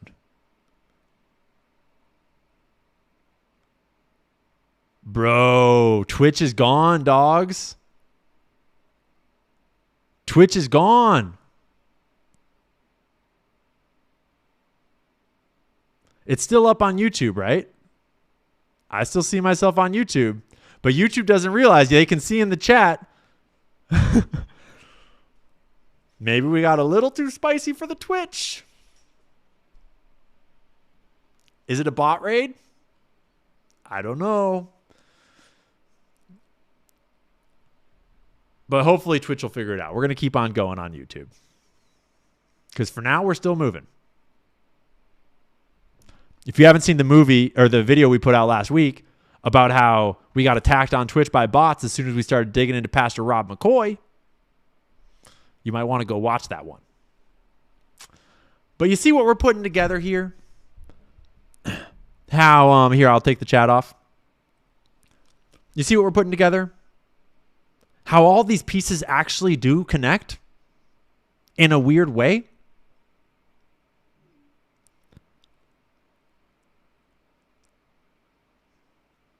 Okay, Twitch is back. Just started a new live stream. Cool. Reboot. We back. Yeah, you see how the pieces connect and we're putting them together through this open source online reporting, this decentralized intelligence agency that's established on the internet? You see how powerful the truth is and how quickly we see through the veil these days? That's a threat. That's the biggest threat. Because what we are describing, I mean, based on this terrible reporting with no sources that we're just reading, obviously I don't believe any of it, just to be clear. It's very anti-Semitic. It's all tinfoil. You might as well just put your tinfoil straight into the microwave and turn it on. But we all kind of have this feeling that the world doesn't work for us. In fact, it works distinctly against us. It works for the billionaire class. It works for the corporate overlords. It works for the government insiders, the permanent government, the ones that we don't elect, the ones that actually call the shots, you know, The ones that when people like Dan Bongino and Kash Patel get in there with the rah, release the Epstein files, and then suddenly it's a fucking binder full of stuff we already had, and then it's a hoax, and then we don't even know. They're like, look at the cell cameras. He killed him, so we know he did. I'm sure he did. Don't call my girlfriend a honeypot, you evil people. Right? Who's really running this fucking thing? The answer is criminals. The answer is an international, organized criminal cabal. And at the top of every cabal is money. And who's at the top of the money? Who has infiltrated all of these nations and all of these organizations and been working together to pull the strings here and pull the strings there and shut up, Michael. Or rather, whatever it is, you accidentally died. He accidentally died. To be clear. Shut up, Kanye, or you're going to go to crazy land. No more talking. Duh. Charlie Kirk sends a text message to his donors. I have no choice but to leave the pro-Israel cause. Because of you assholes. Was kind of the subtext. Pow, you're dead. No more talking. Because talking is dangerous. When you have a world order built on lies and deception and blackmail and scum, talking, telling the truth, worshiping God, is the greatest threat that there can be. That's why I believe, allegedly, I mean, I don't even believe it really. That's why these kooks on the internet might think, they might get the crazy idea that maybe that's the reason why Benjamin Netanyahu would refer to this as the next front in the war, as the most important part of this operation. And they have to rely on social media, on our influencers. And the most important ones, obviously, are TikTok and X. Because that's where we need to control the narrative the most. And maybe that's why AIPAC isn't registered as a foreign agent in our nation. Because maybe then it's not as easy to see the payments that are paying for the propaganda, that are paying for the silence, that are paying for the lies, that are paying for you to have no frickin' sources in your danged articles, you stupid peasant. Not one, nada, never. Don't read it with your eyes, because that would be anti-Semitic. And we might put you on one of our lists with one of our many organizations. Take your pick. We got lots of them. And they'll all call you an evil Nazi. Ruin your careers, get you fired. Maybe even worse. Know what I'm saying?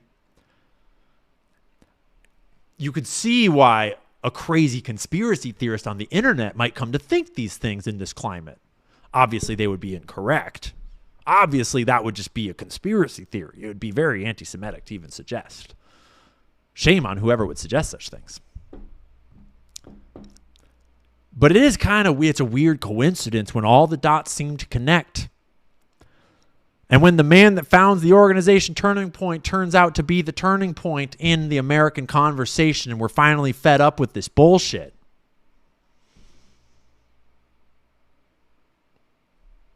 So, that's just a crazy walk down Conspiracy Town with no sources at all. No email evidence whatsoever. No connections to a foreign child sex trafficking blackmail ring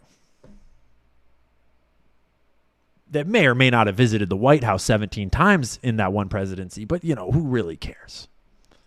It's all a hoax. It's all just a Democrat hoax after all. You should probably just forget about it.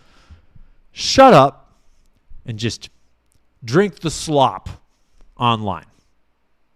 Watch the NFL. Isn't it entertaining? Go to the movies again, you filthy peasants. Because our friends in Hollywood they're losing money. They're losing money.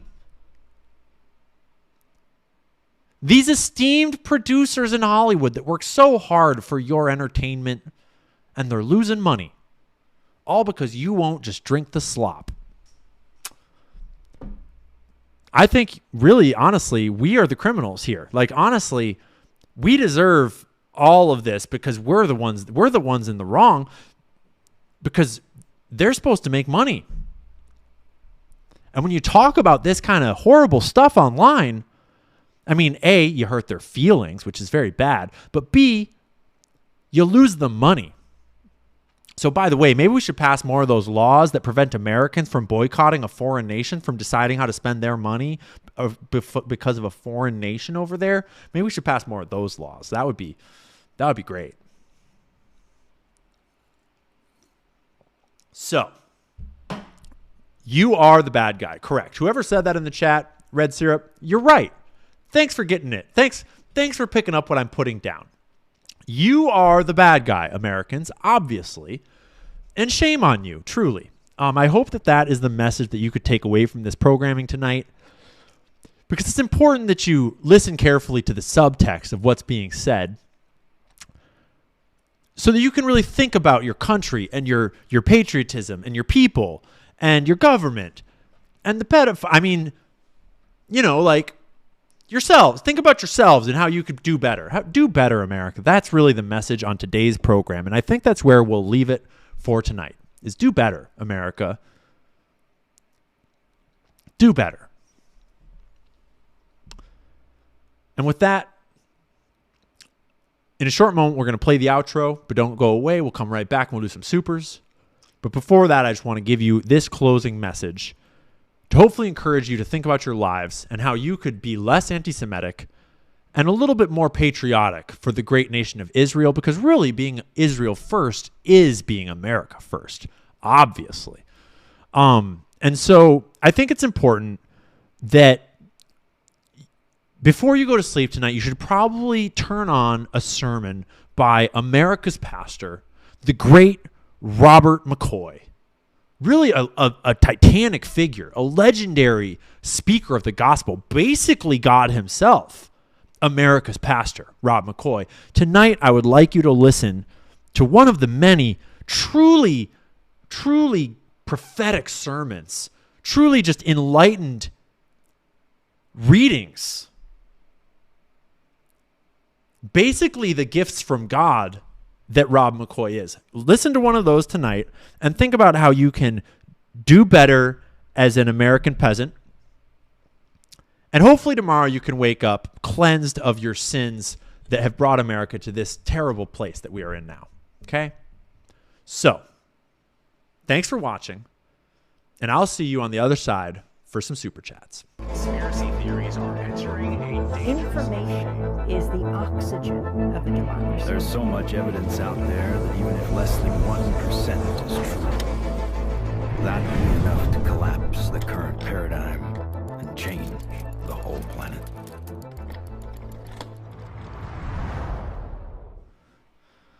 Alrighty, folks. How we doing? How did we do? How we doing out there, Gigi?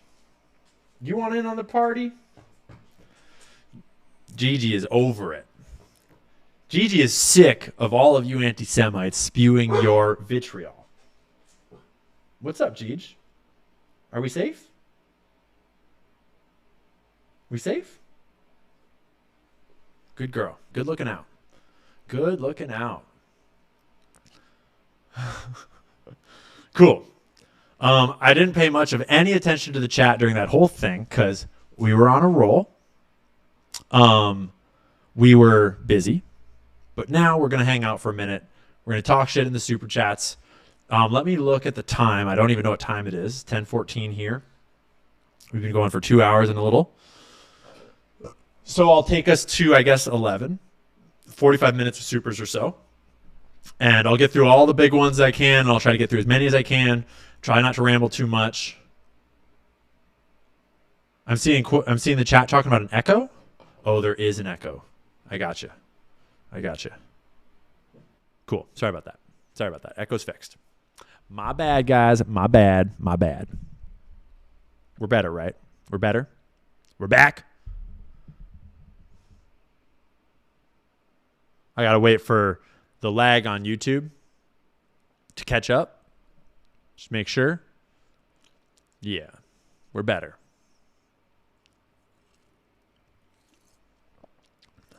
Right? Yeah, we're better. Cool. So, dude, Real Bays at the top of the super chat. The homie. Real Bays, the legend, always in here, dropping heat. If you don't know who Real Bays is, he dropped a track on us a couple weeks ago that was awesome. Ian, I told you in the ABBA track, Deutsche and Chase Bank, there's enough public record there. I learned how to use AI for this kind of research months ago. I just invested in new gear. The freestyle was for fun. The show will be serious. Bays is based. Coming soon. That's going to be sick, dog. If you are going to be able to pull off freestyles about these people, about this shit, dude, I will tune the hell into that. I love watching Ari at home on Twitch when he makes music with people on the streets. So I love flow music. That would be super cool. And Bays, thanks for the huge donation. Huge shout out. If you guys don't know about Real Bays, he's Real Based, and he has, I believe, a YouTube channel and some other channels. And if you look him up, give him a follow because he's a homie. He's super based, and he makes cool music. Appreciate it, man. Mickey Shaw, thanks for the giant donation. Really appreciate it. Ian, we appreciate everything you do. I appreciate everything that you guys do. And I'll be sure to buy Gigi an extra nice dinner for tomorrow. She'll get some steak instead of just chicken tomorrow. Mickey Shaw, oops, I did $49.99. Well, dog, I appreciate the double dono. That's a lot. Thank you. I really appreciate it. I'll buy her double steak. Ryan Crya Lady.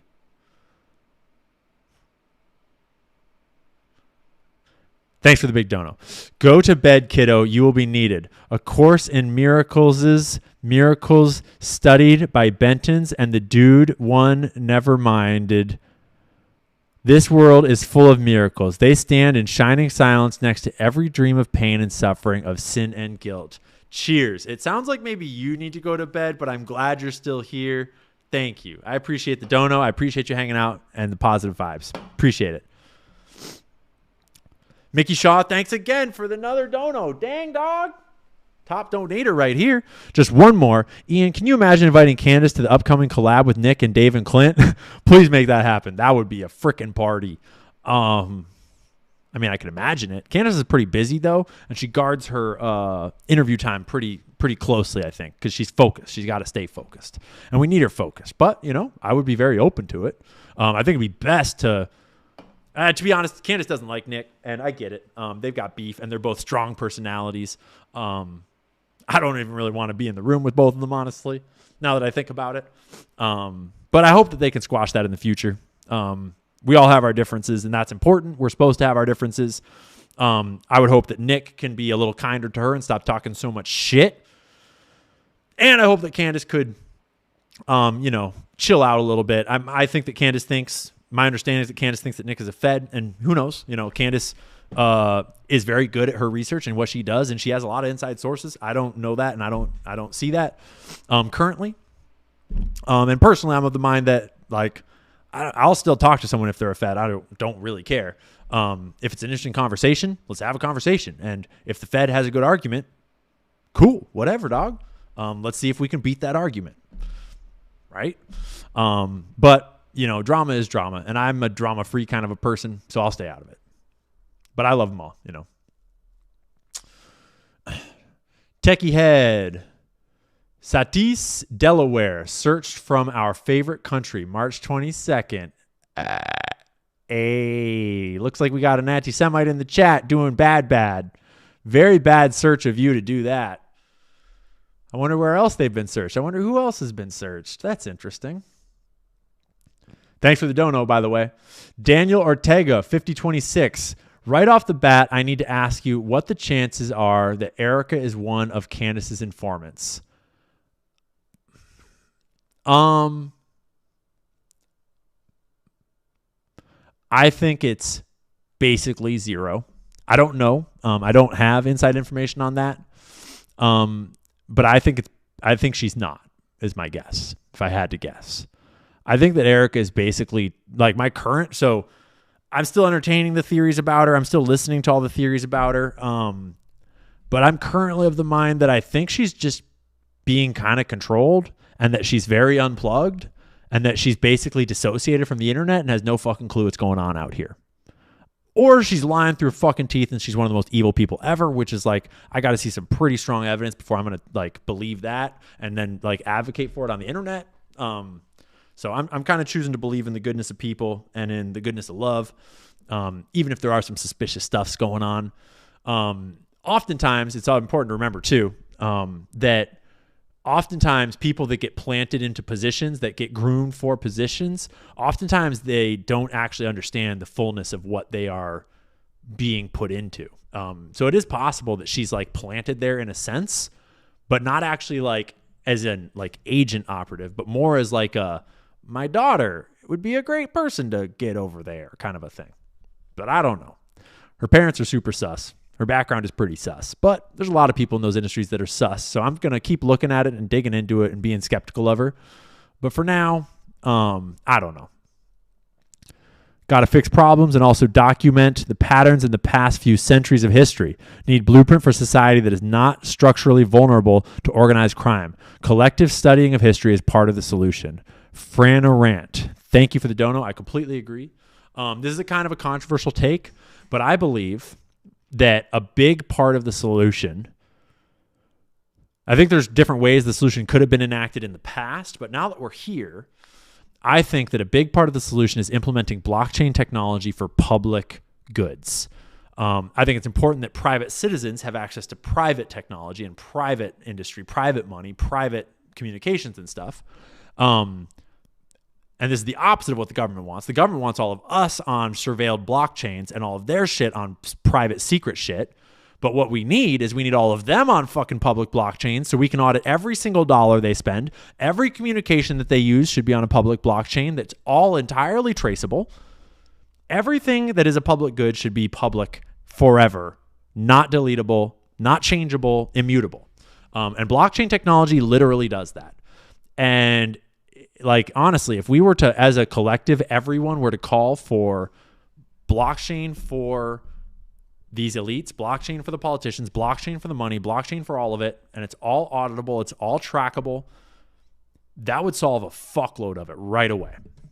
So technology can help, but what they're trying to do is they're trying to flip that technology on us and turn it to surveil us, which is bullshit. They work for us. We are private citizens. They are public servants.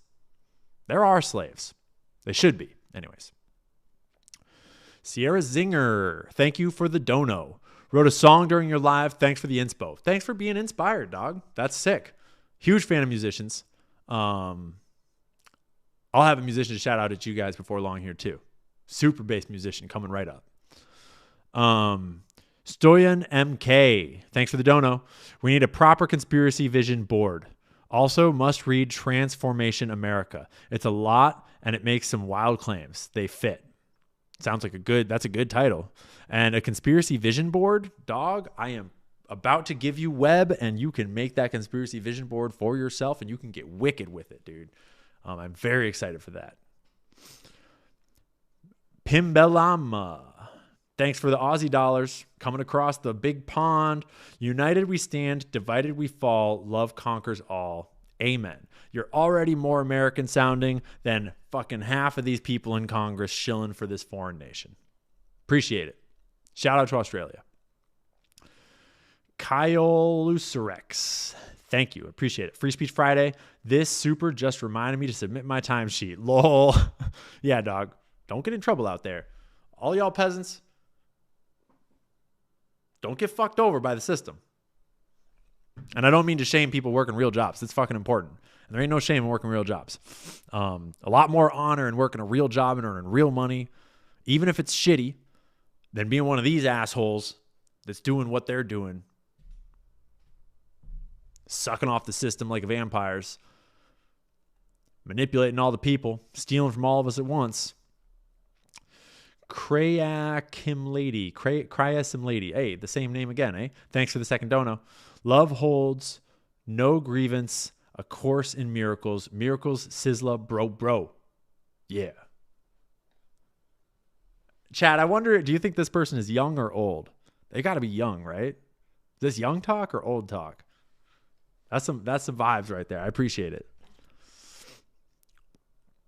Omni Harmonic. Hey, Ian. Been following since COVID. Saw your solutions video. Had to reach out. I'm building a civic innovator network. Localism fund an independent midterm campaign. The solutions exist. Let's build together. Find me online. Omni Harmonic. Let me take a photo. Yeah, we need solutions. We need people building solutions. We need people talking about solutions. It's easy to talk about problems. Solutions are what we need.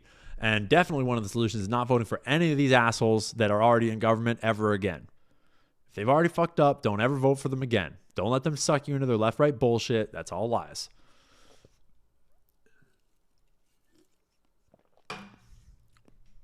Cheryl Kolar. Please stay safe. Alleged honeypot has noticed you. Hope you... Oh, yeah. I got into it with Alexis today. Alexis came at me and I was like, really, Alexis? You want to go there? Hope you do the book club. I listened to Whitney Webb books on Audible. I got the point. Who is actually running the world? I can't pronounce the names, so it helped a lot. Yeah, it's true. The audiobook is great. What I did first is I listened to the whole audiobook and I just let it go in one ear, and a lot of it came right out the other because a lot of it I didn't understand, but it still got a lot like in there, just kind of vibing around, so that then when I came back and I read them, then I was prepared to understand a lot more. So I highly recommend people getting those audiobooks. And I do think that next year we'll start, cancel this book club and we'll probably start with One Nation Under Blackmail and try to decode all that complex shit. I did see that MTG resigned from Congress. It happened as I was getting ready for the show, so I haven't really vetted it for myself, but I've got a lot of text messages from people that I do trust that are saying that it's for real. I don't know anything about it yet. I want to hope that it's just her making this decision for her own safety. But this is not a good sign. This is not good. Yeah, we need more MTG, not less MTG right now. Cash of Money Kells. Thanks for the 20. Good Lord, I have to come to YouTube and send a super for this. Charlie owns 2 companies in Wilmington, Delaware. Sus or not sus? Hot Girl Bummer, thank you for attention to this matter. Hot Girl Bummer always with the tips, dude. We've got some base people in the chat that know some stuff. I'm going to take a photo of that too. I'll look into that. Yeah, there's a bunch of sketchy companies going on with TPUSA, a bunch of sketchy finances. There's also some sketchy stuff going on with some of the online audits that are happening. I have a source that's real good that's saying that there might be more to these audits than are meeting the eye, and they might not be. There might be little mistakes in there that might be undermining things. So we're gonna get a real audit going by like a professional. And I'm gonna see if we can't get some like real heavy eyes on the TPUSA finances. Because there's something there. Cindy Lou, thank you. Why are we painting airplanes in Delaware? Same state as Macron lawsuit. It's a little fishy. I think we all know what they're actually doing with those planes. When you paint a plane in a private hangar, maybe you have to take it apart, reassemble it, put some things in, take some things out. Awfully convenient. Sounds a lot like a mattress firm, if you know what I'm saying. It's nothing like a mattress firm, but you know what I'm saying. Puking Dog. Thanks for the super, bro. Thanks for the name drop. The Rothschild lineage and way of marriage is following the Herodian family of biblical times. That's a show, and all royal Jewish families. Hey, I'm just reporting on the facts that they have on their own website. Okay? Just to be clear. I'm just reading websites. I'm just reading the Rothschilds' own shit. I hate stuff. 3. Oh, dude, don't hate stuff. Love stuff. Be love stuff. Come on, bro. Little positivity out here. Things are looking up. All the homies red pilling. It's getting better. Well, it's getting worse, but we're all getting better.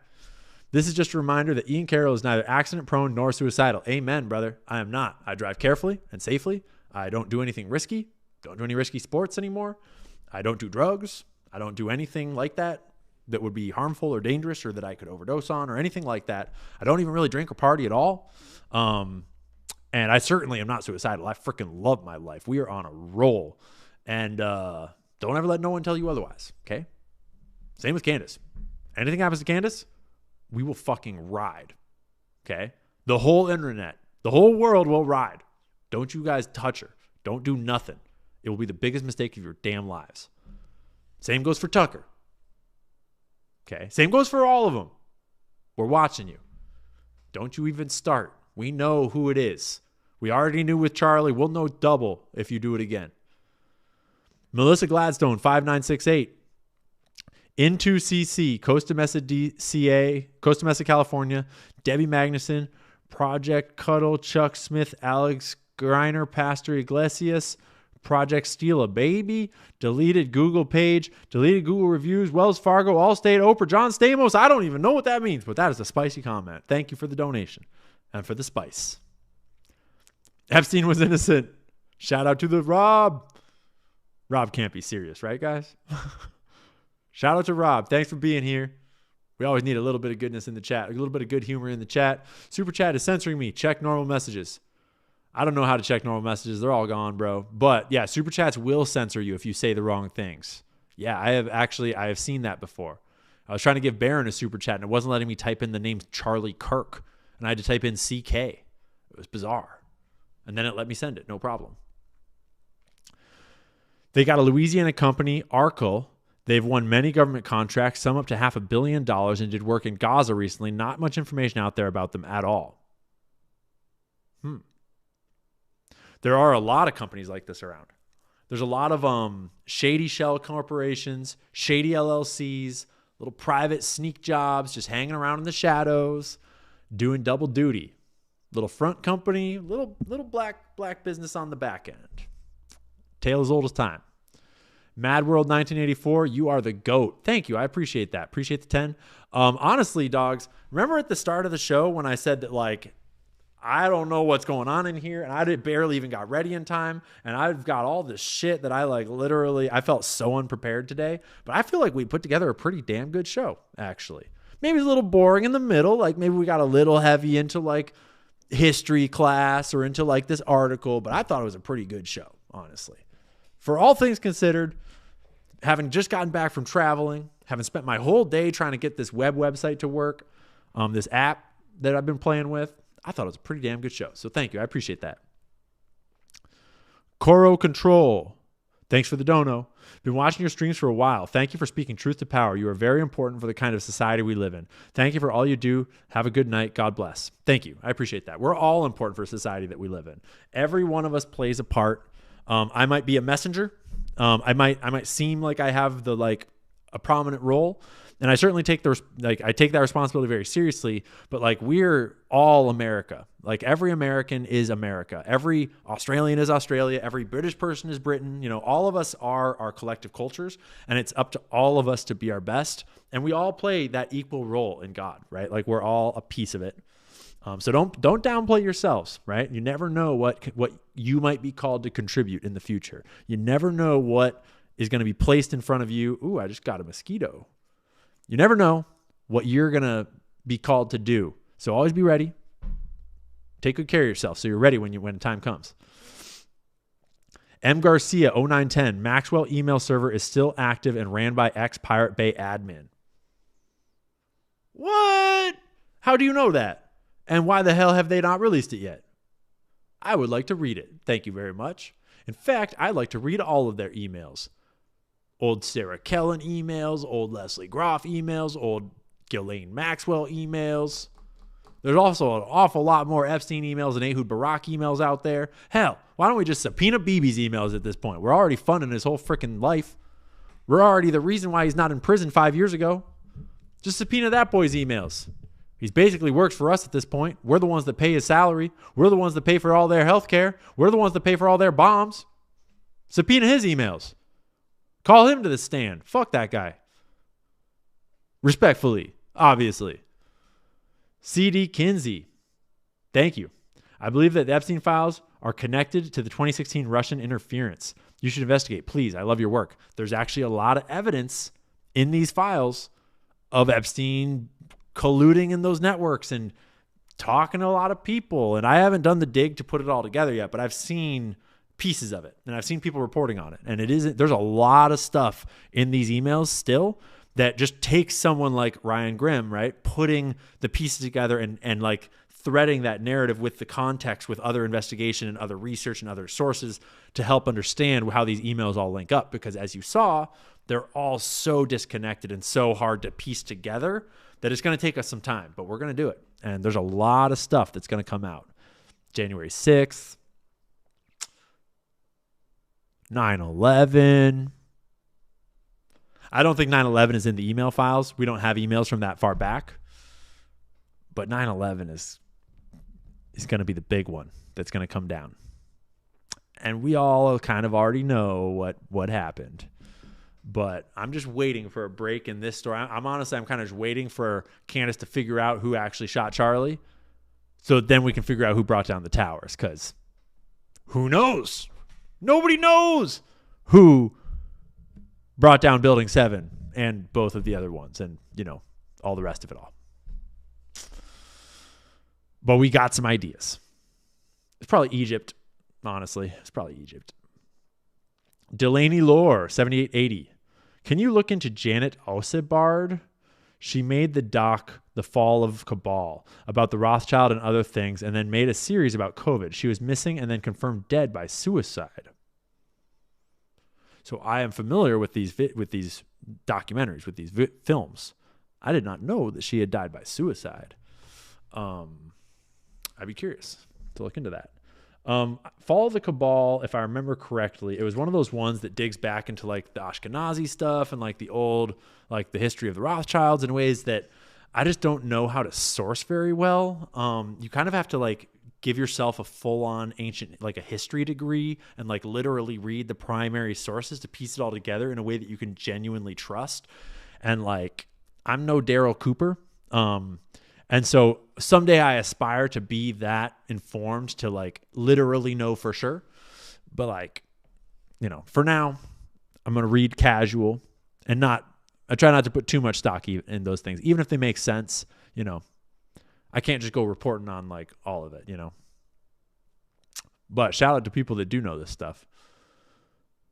Kjo 1776. Thanks for helping me build a full-on tinfoil hat. Yeah, we sure did that tonight. That is for dang sure. For dang sure. Brian Woods, is Buyer app on hold? What's the current update? It's kind of on hold because we keep on distracting John with all these other projects that we're getting really into. But also we're finalizing the last little tweaks to getting it ready for the Apple App Store, and getting it approved by the Apple App Store is a little more involved than we at first realized. It takes like a couple days to get it approved, and then if there's any tweaks, but it's basically there. And so we're getting prepped to do sort of like launching announcements, live streams, videos, and to get it onto the Apple App Store. So we just were meeting about it earlier today to make sure that the final version of the algorithm that is like connecting companies to ownership and telling us all what everything is, make sure that it's all dialed, and it was dialed. So we've got the green light. I'm going to do some final testing with it the next 2 or 3 days.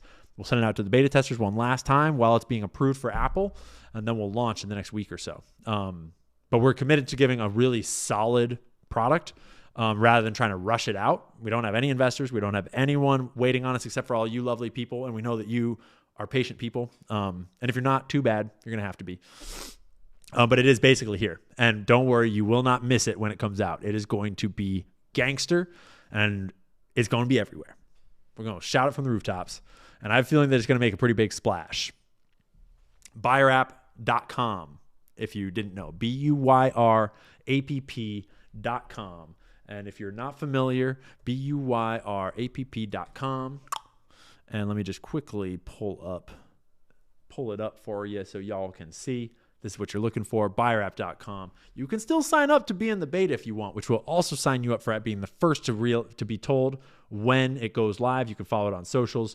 It's freaking sick. And it'll tell you who owns everything. You just can scan any product in the grocery store, not just food. You can scan your tampons, scan your soap, scan your deodorant, scan your food, and it'll tell you who owns it, Who owns them, more importantly, help you find family and founder-owned companies and help you identify all of the corporate slop that's masquerading as family and founder-owned companies so you can, make your own decisions about who to give your money to. Do you want to pay BlackRock and all these, various financial institutions and investor types, or would you rather support moms and pops and regular old Americans and other people, that are trying to do good by the world? It's up to you. But we just give you information. We let you decide. So thanks for giving me the opportunity to shout out Buyer App. I'm super stoked for it. It is basically here. It's going to be great. All right.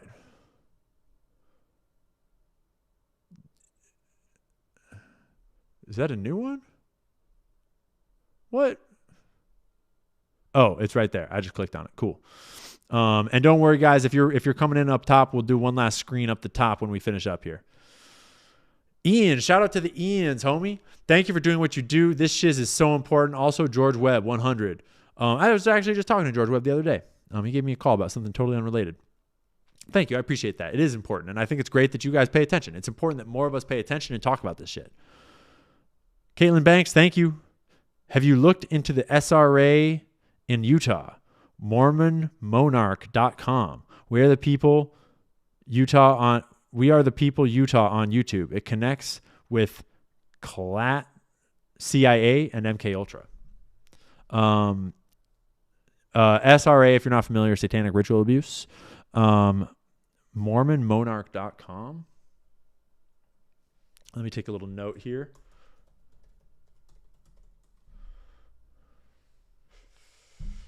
Interesting. I haven't looked into it, but this shit is out there. Appreciate it. Oh, that's not what I want to do. Lock that. Cool. Don't change that. Don't change that. Don't change that. Don't change that. Cool. Appreciate it. Okay, last try. What was up with Rothschild's house burning down a few months back? What do you think they were covering up? Okay, so that one was interesting. We don't have a lot of details about it because there's not a lot of reporting about it, but it was like a lesser family member of the Rothschilds family as far as I'm aware. I haven't dug super deeply into it other than to know that one of the Rothschild family members, direct descendant, but not apparently super important is the way they spin the story. House burns down and then he's found dead inside, alone. And I feel like that is not a coincidence. I don't know what they're covering up. I don't know what that means. I mean, you could make up a lot of ideas from someone trying to rob him because he's a Rothschild and maybe he has a bunch of gold or some shit. And so maybe some common criminal tried to rob him and cover it all up. Seems more likely that there's a little more to it, but I don't know what it would be. Maybe a Rothschild grew a soul, a conscience, and was going to turncoat. Can't have that. I don't know. Your theory is as good as mine. When there's limited public reporting on something, you need a hardcore investigative journalist to go muckrake on the beat to dig those kinds of things up. So it's tough to get stories that aren't reported on, and especially when it's not where you're from or not where you're located at. So unfortunately, I don't got a lot for you. But interesting story, and I do keep my eye out for anything else along it, although I kind of doubt we'll get more. Gravity and Grace, thanks for the Aussie dollars. Keyword search Macron in the Epstein docs. Jeffrey Epstein wrote, along with some other tidbits, I was shown a photo of Macron's boyfriend. Interesting. Oh, that's not what I want. Where'd it go? Did I minimize it? Yeah, I minimized it. Let me pull it over here. Search for...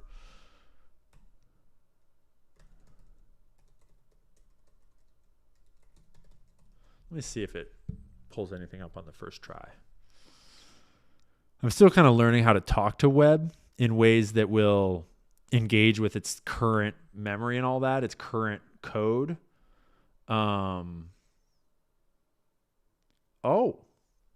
Mentioned 40 plus times. Discussed extensively in the context of French presidential elections. Yeah, but that's in reports. That's not in emails.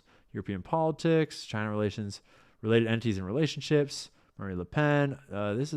Steve Bannon. There are references to Steve Bannon's presence in Paris and his desire to influence European elections, seemingly in opposition to Macron. Interesting. That is a very confusing type of email. I'll look into it more. That's a good idea. Not sure why I haven't looked into it more already. We'll have to fine-tune web too to get better at kind of picking out what we want. Holy shit, dude. Let me just show you guys what these emails that it's pulling up look like. I have no idea what this would be a part of. Look at this email that it pulled up. Right there.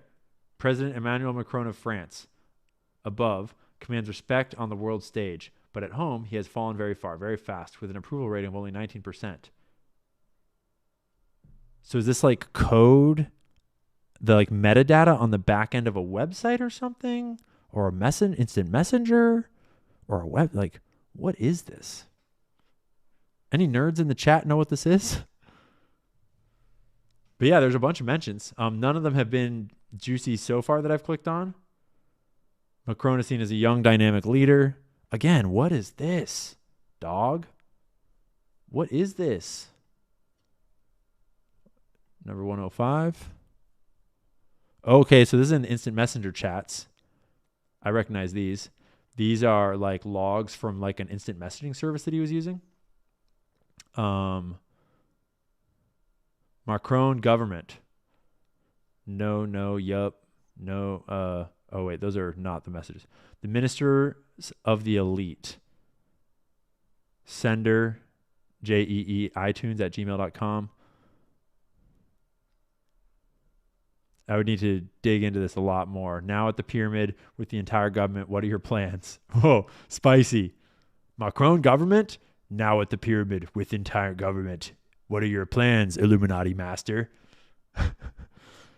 Web is a lot of fun. There's still a lot of fine tuning to get it good, but man, the cool shit you can dig up in here is wild. But we're getting distracted. We are getting distracted. I think that was this one. Oh no, that's the Rothschilds' house. I don't know how I got to, because more have come in since then. We did that one. Casey Crypto, thank you. 65% of U.S. corporations and LLCs are registered in Delaware, and the only chancery court in the country is there. The money that moves through Wilmington is insane. Plus, look at DuPont, Rothschild Connect, and Inbreds. That's a good point. The DuPont Rothschild connection. That is a good point.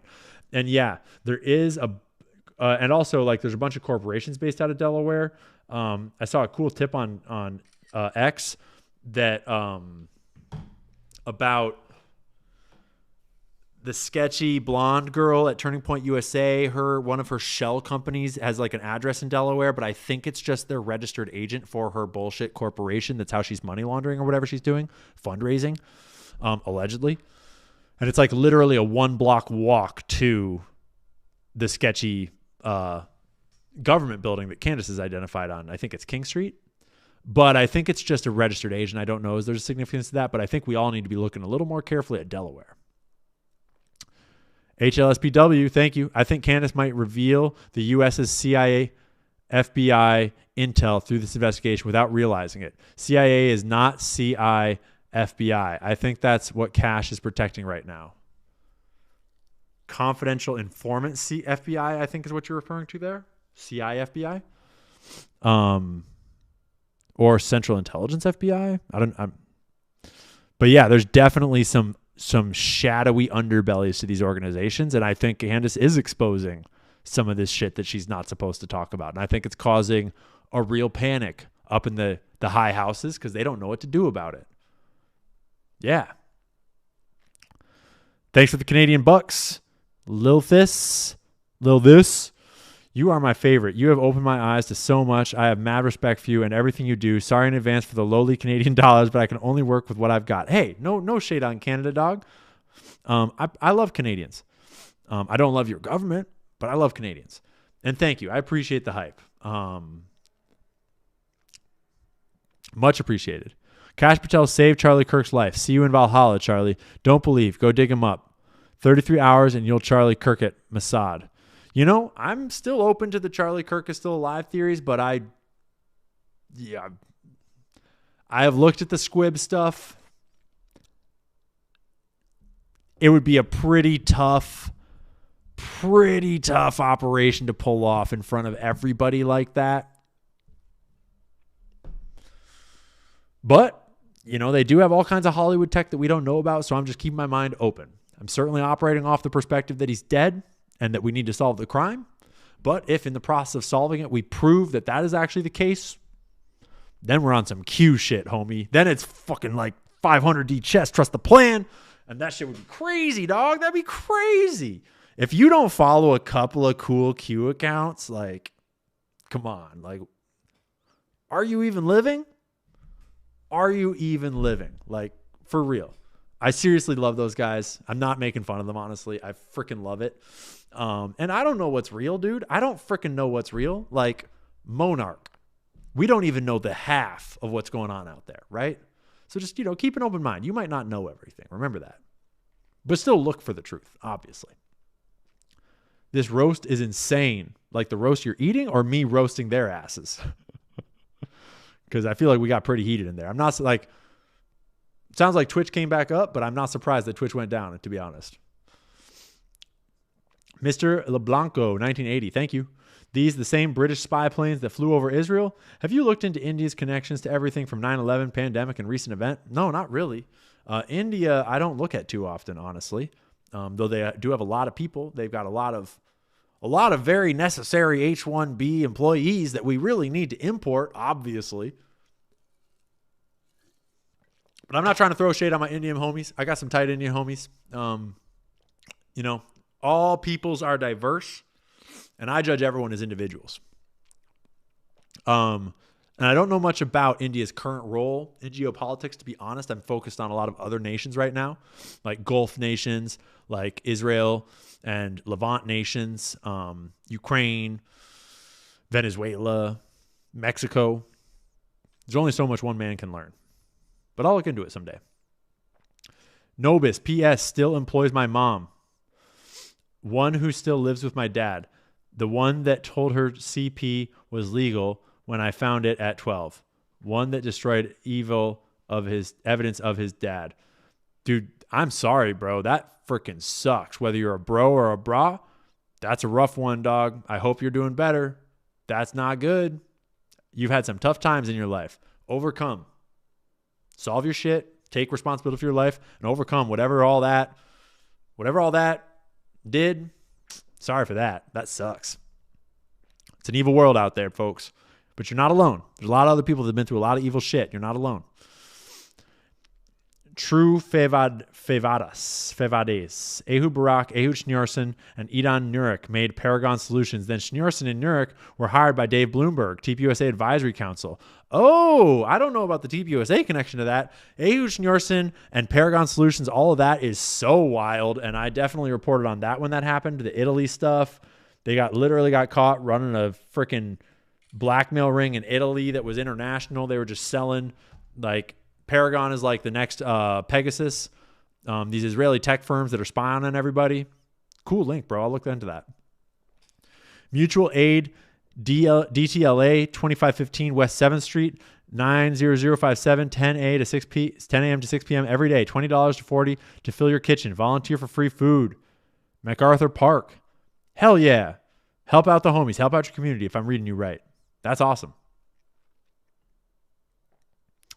Shout out to people that are doing community projects, helping people out.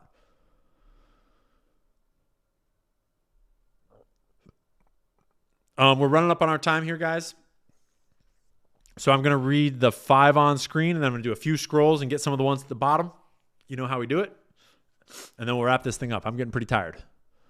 But I really appreciate all the hype and support. I appreciate all the 11,000 of you that are still hanging out in here. That's like 11 times as many as the entire Daily Wire pulls on a live stream these days, I hear. So shout out to all the homies hanging out. My coworkers are the worst sheeple. Deep state triggers a whole denial reaction. I just take a deep breath and think, what would Ian do? I would ask them questions about what they think the world is like and genuinely listen and genuinely try to get their perspective. And ask them, like, what do you think of this? And what do you think of this? And try to find a place where they have a conspiracy theory or, like, where they don't trust the government and ask them about that and be like, all right, let's talk about that. Find that one red pill that they have swallowed. I'm sure they've swallowed one, right? Or get a new job. You know, it's really beneficial to work around good people if you can. Not everyone has that luxury. Jobs are very hard to come by these days. I get that for sure. And some of us, you got to just make do with what you got. But man, it sucks to have to work with a bunch of sheeple. Sorry for that. But also, you got to meet people where they are. You know, you got to meet people where they're at. You don't teach someone by shouting at their face. You teach people by listening to them and getting into their shoes and their perspective and putting them in situations where they can teach themselves. Charlie was onto something, and he paid his life for it. Sure looks like it. I don't know what it was. I don't know what's going on with it, but it sure looks like it. Battle Cat. Oh, I think I'm scrolling again. Classic me. Getting ahead of myself here. I think we're doing these three. Battle Cat. How do I share important info in small towns like Duluth, Minnesota without seeming political? How do I talk to family respectfully without taking sides? It's tough, dude. It's tough. I think it's genuinely just asking questions. Asking more questions and not getting so sherry about your opinions, and being humble. You know, when people feel heard, they're way more likely to hear you. And that's not like listen to one sentence and then tell them what you think. I mean, genuinely listen to them and try to understand how they see the world until you can see why they see it that way for yourself. That's how you debate as well, even though I'm not suggesting that you debate them. I'm suggesting that you genuinely listen to them and try to get in their shoes and walk a mile or so. And then that might inspire them. You know, if you're the bigger person, you tend to inspire other people to be similar, at least be a little better, you know, hopefully.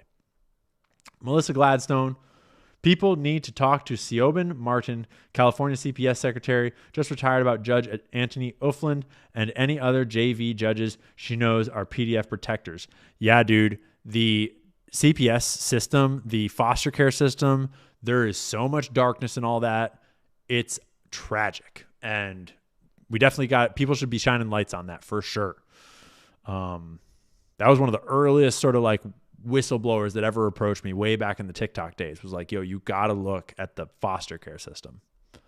Coincidentally, Venezuela has lots of oil, but it's also about drugs and freedom. Am I right? Love from Rachel and Barry. Thank you, Rachel and Barry. They also really need a freedom bank, you know, a bank owned by our buddies. They could really use one of those. That would help them out. And we'll do one more right here. Can you shout out my channel? Dude, it would have been such a bummer if I didn't shout out your channel. I'm not sure if I scrolled a little bit and like you were in the original ones I promised, and then I like scrolled a little bit and I was about to skip you. That would have been so tragic. So I'm glad I did one little more one right here. So shout out to AHSan703. I hope that that's your channel. If you didn't put your channel in, then I don't know what to say. But I appreciate you. Thanks for being an avid watcher. Shout out to AHSan703. Thanks for being a supporter. Keep on doing what you're doing, even if it feels like it's trudge, even if it feels like you're not making any progress. I was very blessed to blow up quickly. That's not how it happens for most of us. So don't get discouraged. Just keep on doing what you love. Keep on learning, studying the craft and the game. You'll get better and you'll see success for sure. We need all sorts of people creating stuff, investigating stuff, doing stuff. So, like the video. Yeah, don't forget to like the video, guys. Thank you. I appreciate it. W for Ian, W for you. 1, 2, 3, 4, 5, 6, 7, 8, 9. Ronaldo. Shout out to Ronaldo in the chat. Impeach California JV judge. Yeah, right there. Ufland PDF protector. He's getting heat in the comments. Shout out to Melissa Gladstone. Thank you, Ian, from another Aussie. Keep doing you. We got a lot of Aussies in the chat today. Who's this guy too? Philippines checking in. Shout out to the Philippines. We got people all around the world checking in. Hell yeah. Oh, that's the bottom. Cool. One more up here. Love you. AI chops, Ian. Yeah. Shout out to you. The dancing juices. Yeah, we'll talk about those dancing Israelis someday here soon. For sure. For sure. Booted me right before you were going to read my comment. Well, I'm reading it now, Melissa Gladstone. Shout out to you. Shout out. All right, let's go back up to the top and read all these big supers that are coming in. We'll scroll back up one more time. If you've got a big super, I'm not scrolling back down, guys. It's already 11 o'clock. So don't super in. Don't donate any more money tonight, please. Keep it for yourselves. Keep it for your families. As I'm going up, I'm going to go up from the bottom towards the top. Google the deal Macron just made with Ukraine. Sold 100 Dassault planes. Oh, and defense weapons. Raytheon involved too. I will look that up. Speaking of Dassault, and our little airport hangar and our French, Israeli, and French military and intelligence connections. Great tip. Appreciate that. Shout out to Gravity and Grace. Love when you guys are dropping heat, like dropping literal leads in the supers. Frana Rant, thank you. Do you think there is weird suppressed psychic/science stuff, or is that a red herring? I think very much so. Watch the telepathy tapes. Listen to the telepathy tapes. Scroll back on my channel to my video about the telepathy tapes, dude. I 100% believe that there's some crazy psychic and science stuff going on. And honestly, I think that that's just different words for God stuff. I think that science is slowly catching up to religion and realizing that there's a lot more going on than humans have realized. And I think a lot of things have been suppressed. And I think there's all sorts of spiritual out there that is talked about in all these religious books that we've just been lied to about it. And we've been poisoned. We've been disconnected from God, disconnected from ourselves and our health. And you got to have a healthy energy system in your own body in order to access the energy systems of the world. That's what I suspect. And the telepathy tapes is a crazy listen. Obviously, I know it'll take time to, evidence it out and to test it all and to verify it with the scientific method. But damn, it's an interesting one to go down that rabbit hole. And that video that I made about it, we go down the telepathy tapes rabbit hole, and then we go down the CIA mind control rabbit hole, and we compare the two. And it's like one of my original best videos. I love that video, and I love that line of research. Never gets old. And it's a huge white pill when you get to the end of that, by the way. All right. Cryasim lady that I can't pronounce. Thanks for another big super. What is on second? Your Favo Grateful Dead song. Ripple, Althea, U.S. Blues, Bertha Ramblin' Rose, Scarlet's Behind USS, Begina's, Begonias, Nothing's Real, Can Be Threatened, A Course in Miracles' Beyonce, Jay-Z, Say Sue. I don't know what you mean, but shout out to it. Those are some vibes, homie. Grateful Dead, love their music. Also love their probable CIA propaganda situation, but that's all good, whatever. Jamie Abbott, 5399. Have you heard anything about Candace's lawyer in Delaware for the Brigitte Macron lawsuit being the same address as the address that the foreign dignitary went after? He landed on 910. Any truth to that? As far as I'm aware, there is truth to that. She got kind of siloed into that lawyer. And I think she talked about it on her show today a little bit, that she had to get a new lawyer for Delaware. And a bunch of lawyers turned her down, apparently, is what she said today, I think. And it was like, oh, weird. And then we get saddled with this one lawyer that feels like he's from this one specific place. That's weird. I'm pretty sure she said that, right? I'm sure she'll tell us more. I'm sure she'll tell us. Yo, thanks for the big supers, guys. FYI, we haven't been USA since 1963. Amen. I would argue we haven't been USA since 1913. But I'm with you. I feel what you're putting down. Ian, keep going max with the truth. Yeah, we definitely went max tonight. I will not stop. Don't worry. I might get more sarcastic and I might get a little more subtexty if the control on the speech cranks up. But, we are going max. Mr. Bruce Lee, thanks for the big super to end it off. Shout out for the huge $100 dono. Inspire others by continuing to find inspiration. You're dang straight. When you get right with God and you get on that roll and you get inspired and you are just flowing and you're on the path, everyone else can't help but see it, and you'll inspire everyone around you, and you become this bubble of positivity and vibes, and it'll just follow you everywhere you go. I totally agree. That's 100% the way.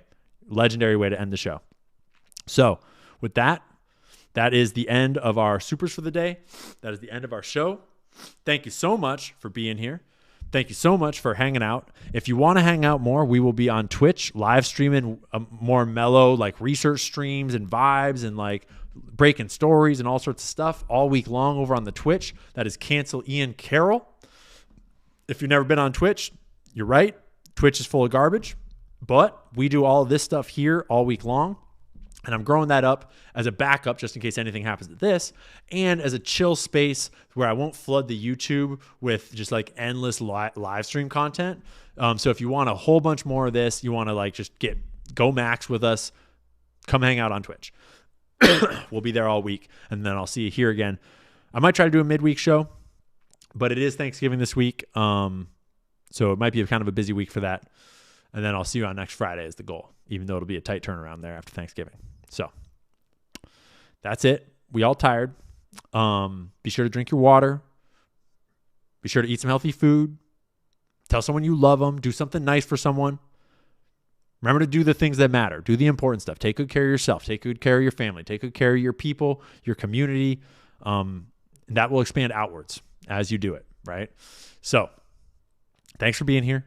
Thanks for watching. Thanks for staying positive, keeping the vibes, going max with us.